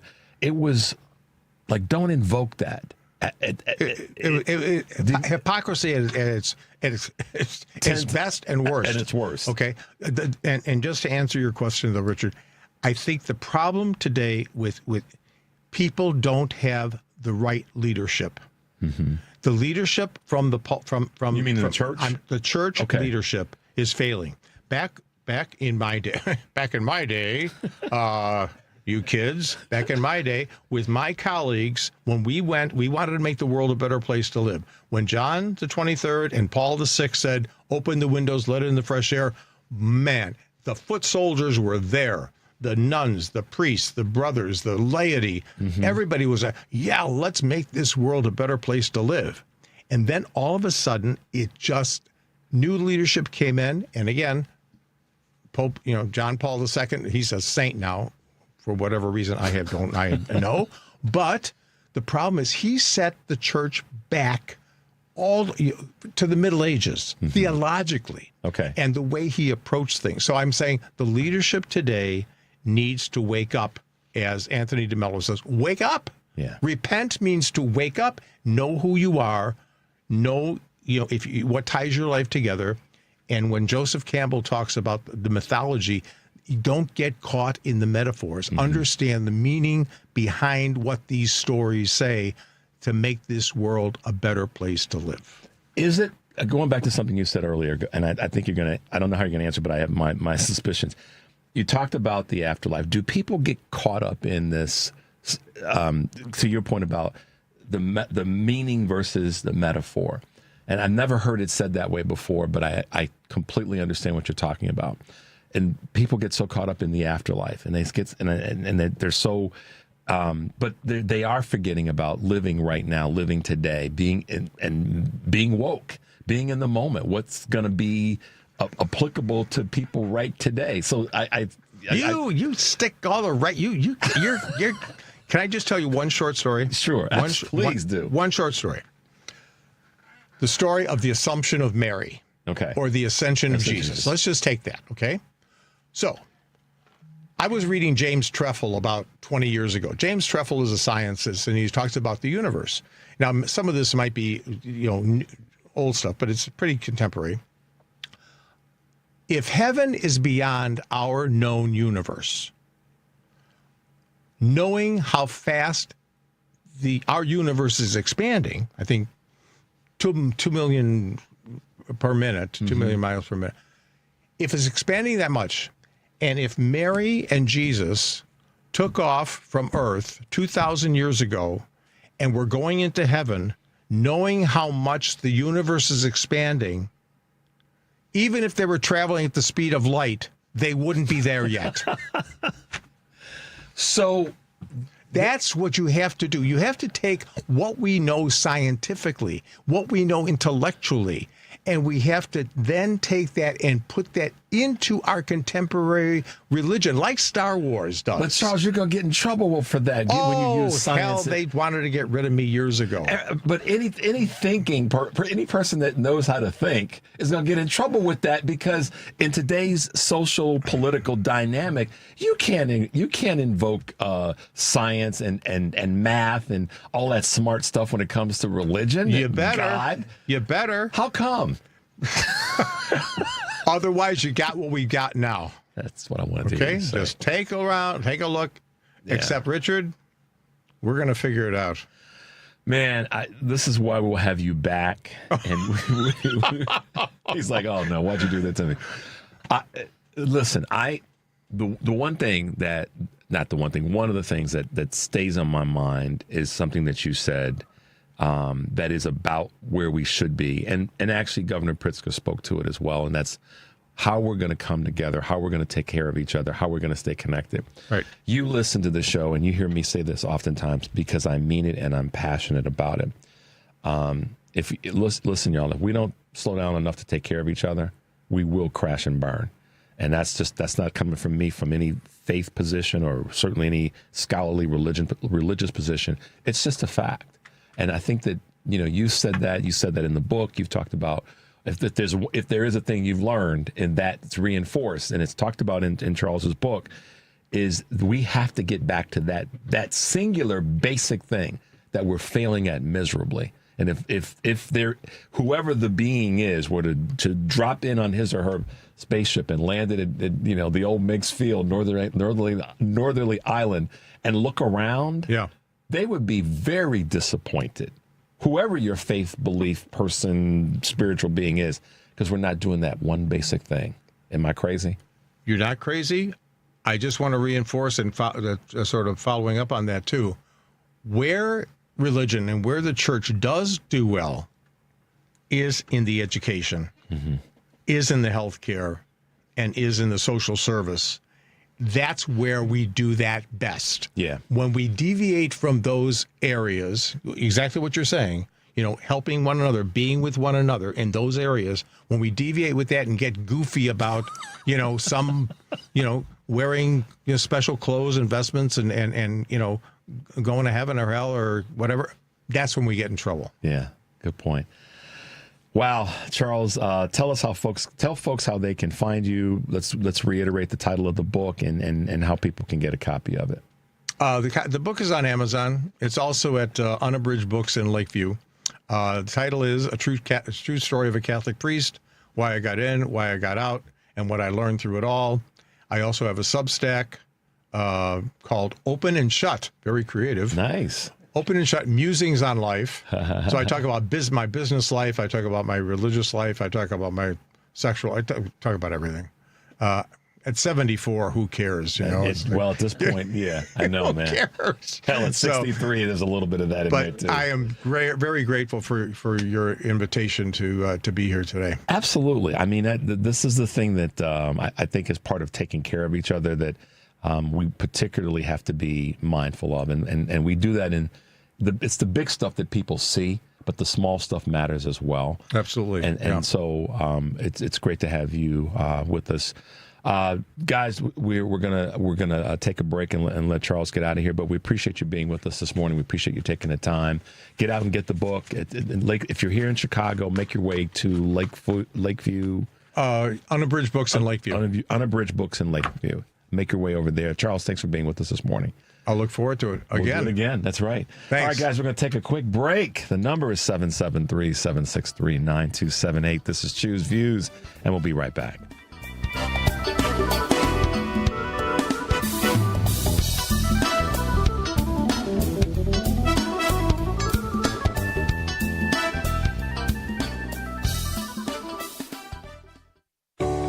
When it comes to banking, you need a bank you can trust. A bank with a rock-solid reputation and the highest integrity. A bank that gives you the attention and respect you deserve.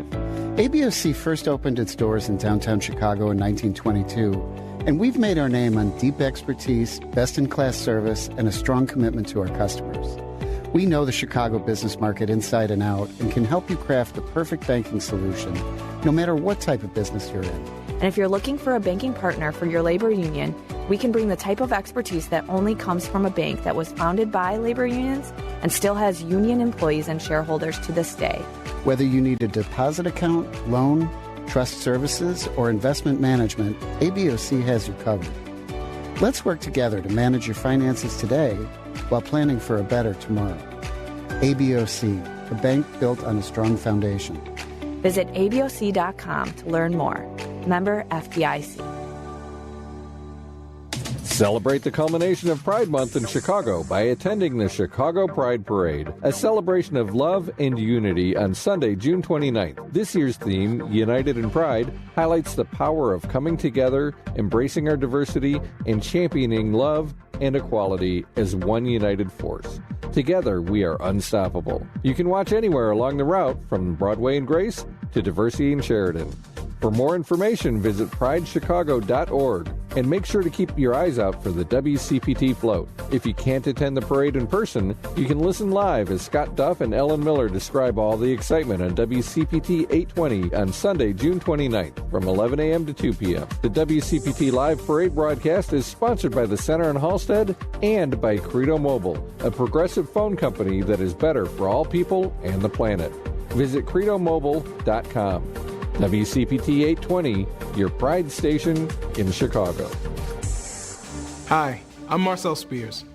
Keeping our global neighborhood safe is a tough job, made easier by America's brave military dogs. These dogs keep our troops safe by sniffing out bombs and IEDs and locating enemy positions. Yet when these canine heroes retire, they're too often left overseas. American Humane works to bring these valiant dogs home and reunites them with their handlers for happy, healthy retirements. To learn how you can help, visit AmericanHumane.org. You're listening to WCPT 820. Here's the latest Chicago weather update. From the Weatherology Weather Center, I'm meteorologist Michael Caro. For today, look for partial sunshine at times, along with a chance for some scattered showers and storms. High temperatures into the lower 90s. Love heat index values up to 97. For tonight, any isolated storms ending early, upper 60s. Saturday, abundant sunshine making a return up to 87.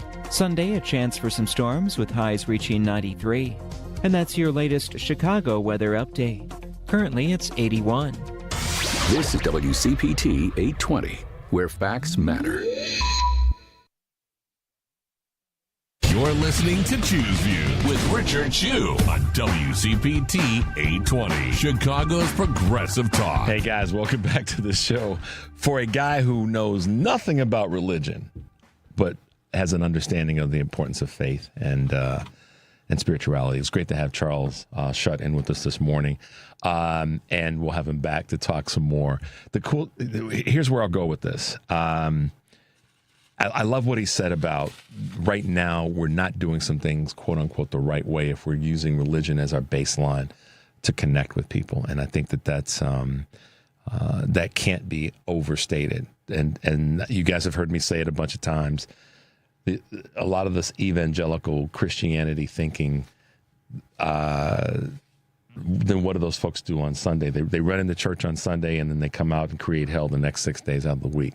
And that's so counter to what we would like to believe is where we should be as faithful and spiritual people, irrespective of what your specific religion might be. So, all right, let's try to grab a couple quick calls, Henry. Let's Let's go to Michael here, I believe here in Chicago. Michael, good morning and welcome to Choose Views. Thanks for holding, man. Appreciate you.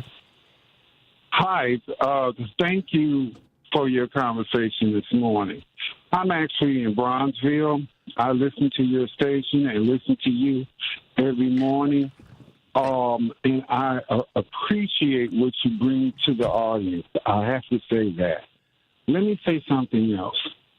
I have talked on WCPT. I've been calling in on WCPT for a long time. I'm an openly black gay man. I also was educated by the church, specifically the Catholic Church. I went to Catholic schools until I went to college. And I cannot tell you how this conversation this morning reconfirmed what I already kind of knew, which was in the shadows, because I have known Catholic priests who have been conflicted, and I've seen that conflict in terms of seeing them in my social environments at the bars.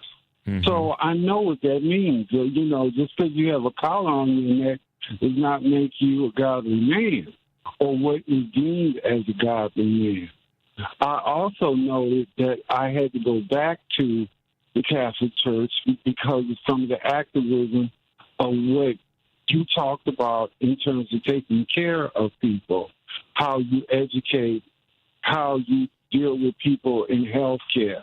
That's why I go to St. Sabina's every now and then with Father Mike. Father Mike. When he calls out the troops to march because of what is needed against street violence, I'll go and be a soldier. And I'm 68 years old. So I know that taking care of other people, serving, is what you were taught in these schools. But I can definitely agree with you that clearly some of these people, like our U.S. president, who wants to use trying to convince us that he loves God, even though that budget that he has created clearly indicates that he doesn't.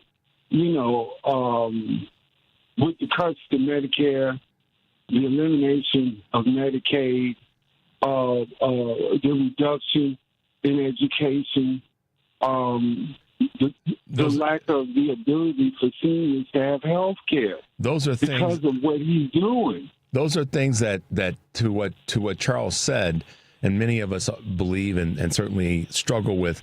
If this is supposedly an administration, a president and an administration that really gives a darn about people, the least among us, and people who are in need of these services to maintain and to sustain their lives, then why would you do anything to take away from them? You would think that your driving force would be to prop them up and to make them better and stronger. And I don't buy this garbage, Michael, and I appreciate you saying this. I don't buy this garbage of making them more efficient. How about making them more robust? Let's change the wording. Right. Let's make a department of robustness, and rather than the department of efficiency, you can make them more efficient actually by making them more robust. And so go ahead. I'm sorry. Is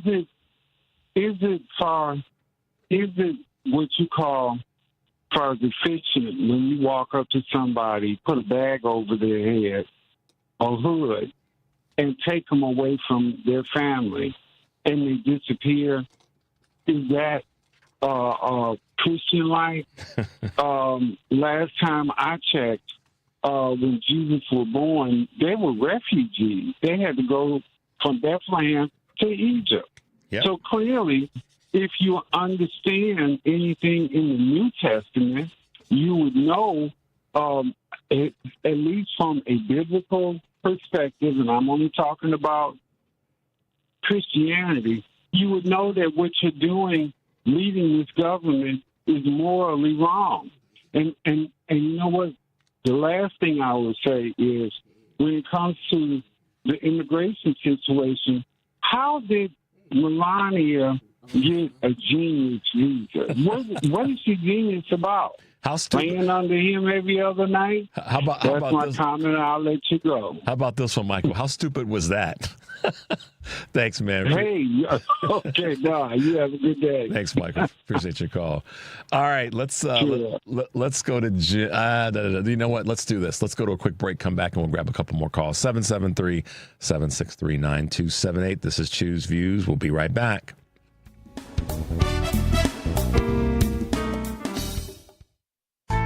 This is Tony Moret. I'm an estate planning lawyer who drafts living trusts and wills. Since the election, I've been hearing from my clients, many of them fellow WCPT listeners. And we all wonder, how did this happen and what can we do?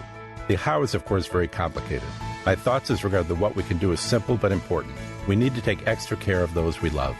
Having an estate plan using either a living trust or will can provide comfort in uncertain times like these. When the progressive values we hold dear are under attack, I feel we must make sure that our personal lives are secure and then work out from there. I've been drafting estate plans for my clients for over 30 years, and I will use all of that experience to help you. Please call me at 847-996-0496.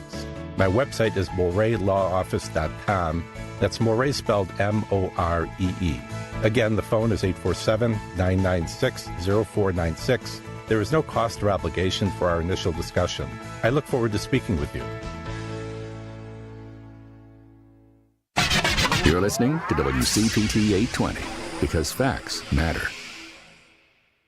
Welcome back to Choose Views with Richard Chew on WCPT 820, Chicago's progressive talk. Hey guys, welcome back to the show. I got a great text from someone this morning. It's after Charles Schutt was with us. As Bill and Ted said from the movie Bill and Ted's Big Adventure, be excellent to each other. How about that one, y'all? All right, let's grab a couple more calls. Let's go to Jim here in Chicago. Hey, Jim, thanks for holding, man. What's going on? Yeah, that's all right, Rich. Good morning. I always assumed that the civilization had a forward momentum. And you can see that it's been stopped by the Republicans. They're stopping and tearing our Constitution to pieces. But I remember in grammar school, a kid asked the nun, when do you think the world will end? Wow. And she said, I think it'll end when we know all things, when science has accomplished all things, and we know where we began and we know where we're going. And I thought it was a marvelous answer. It always stuck in my mind because, you know, with the help of God, if we last another, I think the planet's got about, 4.5 billion years to go. At some point, we could correct the mistakes we made in the past and go forward. And then, you know, I'm not looking for nirvana on this earth, but the point is we can certainly make it a lot better than this, Rich. You know what I mean? This is, look at the Supreme Court decision today. Now they're visiting the 14th Amendment. Why did they go back to the,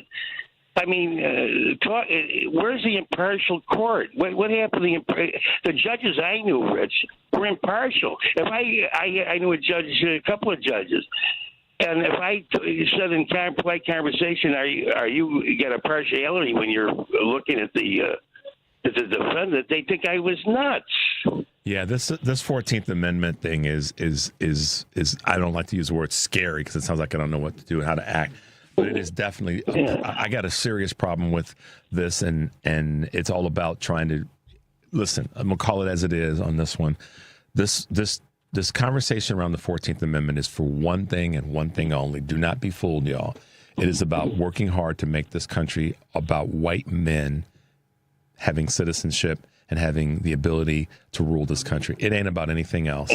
You're exactly right. You're exactly right, Rich. You know what's so strange about this? When I said that I thought civilization had a forward momentum, they're bringing us back to the French Revolution. Yeah. This is Louis XVI versus the populace. Yeah, it is. But anyway, Rich, you have a terrific weekend. Thanks, Rich. Thanks, Jim. All right, have a good weekend. Jim. All right, have a good weekend. Let's go to Roosevelt real quickly. Hey, Roosevelt, good morning and welcome to the show. Hey, Richard, first of all, have a happy weekend. Thank you, sir. Enjoy yourself. Okay, so here's the thing. I don't know how to pronounce her name. This Lane Maxwell.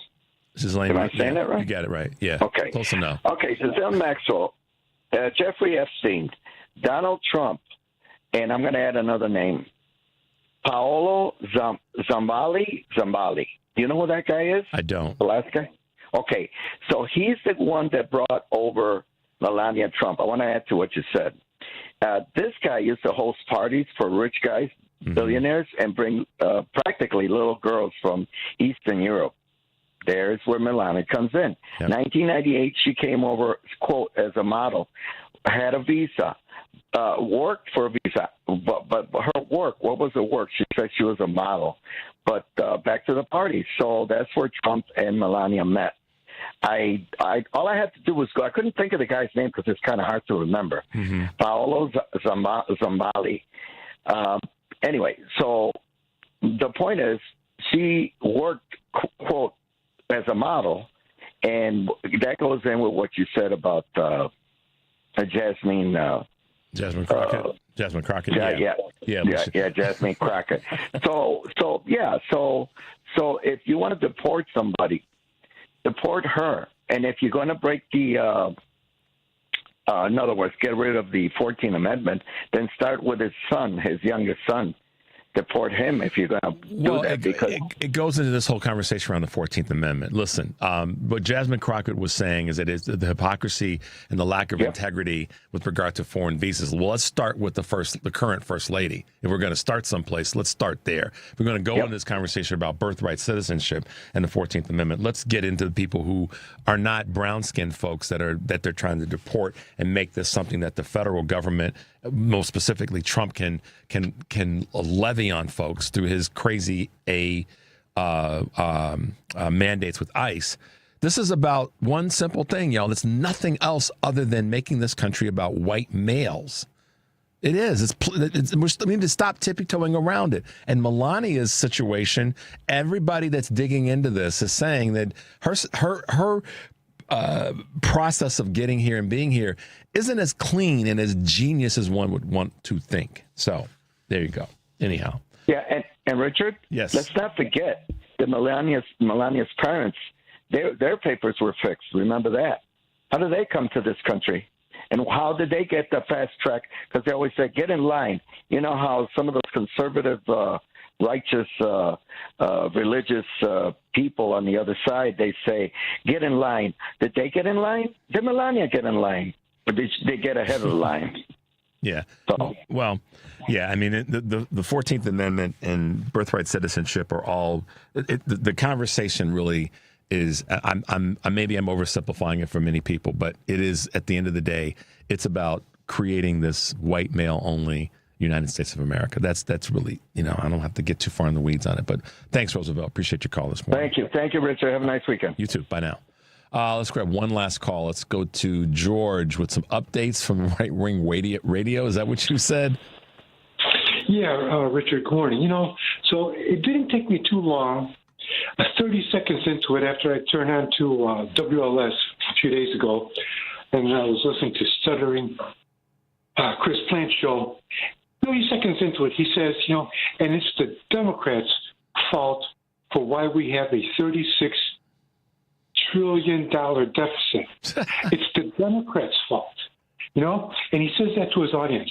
And then, when was that? Maybe yesterday. He's saying, that guy who won the primaries in New York City, Amani, whatever his name is, at the socialist, and then Stuttering Chris Plant says, and now this is the face of the Democratic Party. And I'm thinking, oh, really? Well, okay, let's take a look at the face of the right-wing, fascist, oligarchical. What's the face of the right wing of the Republican Party? That is your question, right, George? Yeah, well, let's take a look at it. It's Donald Trump. And that's the face that you got to look at. Big brother, with those creepy eyes and that round mouth and that orange face and that wispy fake hair. Get him, George. Get him, George. The right-wing party. Yeah, and far be it for them to say this is the face of the Democratic Party. Okay, but that just proves if Zoran is the face of the Democratic Party, at least in New York, excuse me. So what? Because so you got a problem with the fact, and that's the racism behind it. And once again, these are this narrow-minded, selfish, misogynist white guys that want to make it the country that's just about them. And then it's just, that we have to stop tippy-toeing around it. So thanks for the call, George, and thanks for the update, man. Have a great weekend. Stay safe. Happy Liberation Day this coming weekend. That's right, man. Be safe, brother. All right. Bye now. I wanted to give a quick bit of information. We got a request to get the address and the time of the postal event that's taking place this Saturday. It's tomorrow from 10 a.m. to noon at 7500 Roosevelt Road in Forest Park. That's where the gentleman who is kind of running this and organizing it, and also Karen Byrne from TruBlu Politics podcast will be 7500 Roosevelt Road in Forest Park from 10 until noon tomorrow. Just to bring you guys up to speed on that, Henry told me that there was a request from someone for that. This weekend, guys, is going to be a busy weekend. We got a lot of Pride events going on. Of course, WCPT will be at the Pride Parade, and you want to come out and check us out. We might throw you some goodies. Who knows? We might just wave at you if we see you and know you. But love to see you out and about and supporting our folks this weekend. I always try to end the week with something positive or something that's inspiring, or maybe it inspired me and it might inspire you or give you some sense of, kind of where we can be going, where we can be headed, and to what Charles talked about in terms of how we go forward. We've got a clip. It's a clip that I think you guys will appreciate, and it's what a presidency or president could look like if we work hard enough and fight hard enough for what we believe in. 10 years ago today, President Barack Obama had a defining moment in his presidency when he went to the church in Charleston, South Carolina, where 9 people had been killed in a vicious racist attack. He sang Amazing Grace. Amazing Grace, how sweet the sound that saved a wretch like me. I knew that if I just hit the first bar, then the organ was going to come in behind me. The clergy would stand. The congregation would join in. That it would no longer just be about my voice, but it would be about all of our voices together, lifting each other up.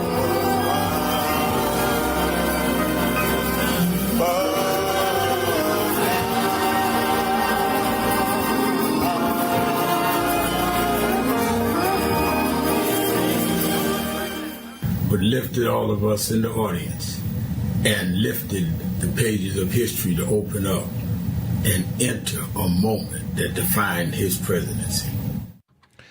And all I can say to that, guys, is we need to continue to fight together. We need to continue to lift each other's voices up. We need to make sure that when we fall down, we help each other get back up again. So take a deep breath, y'all, and make your life count. Have a great weekend. We'll see you next week.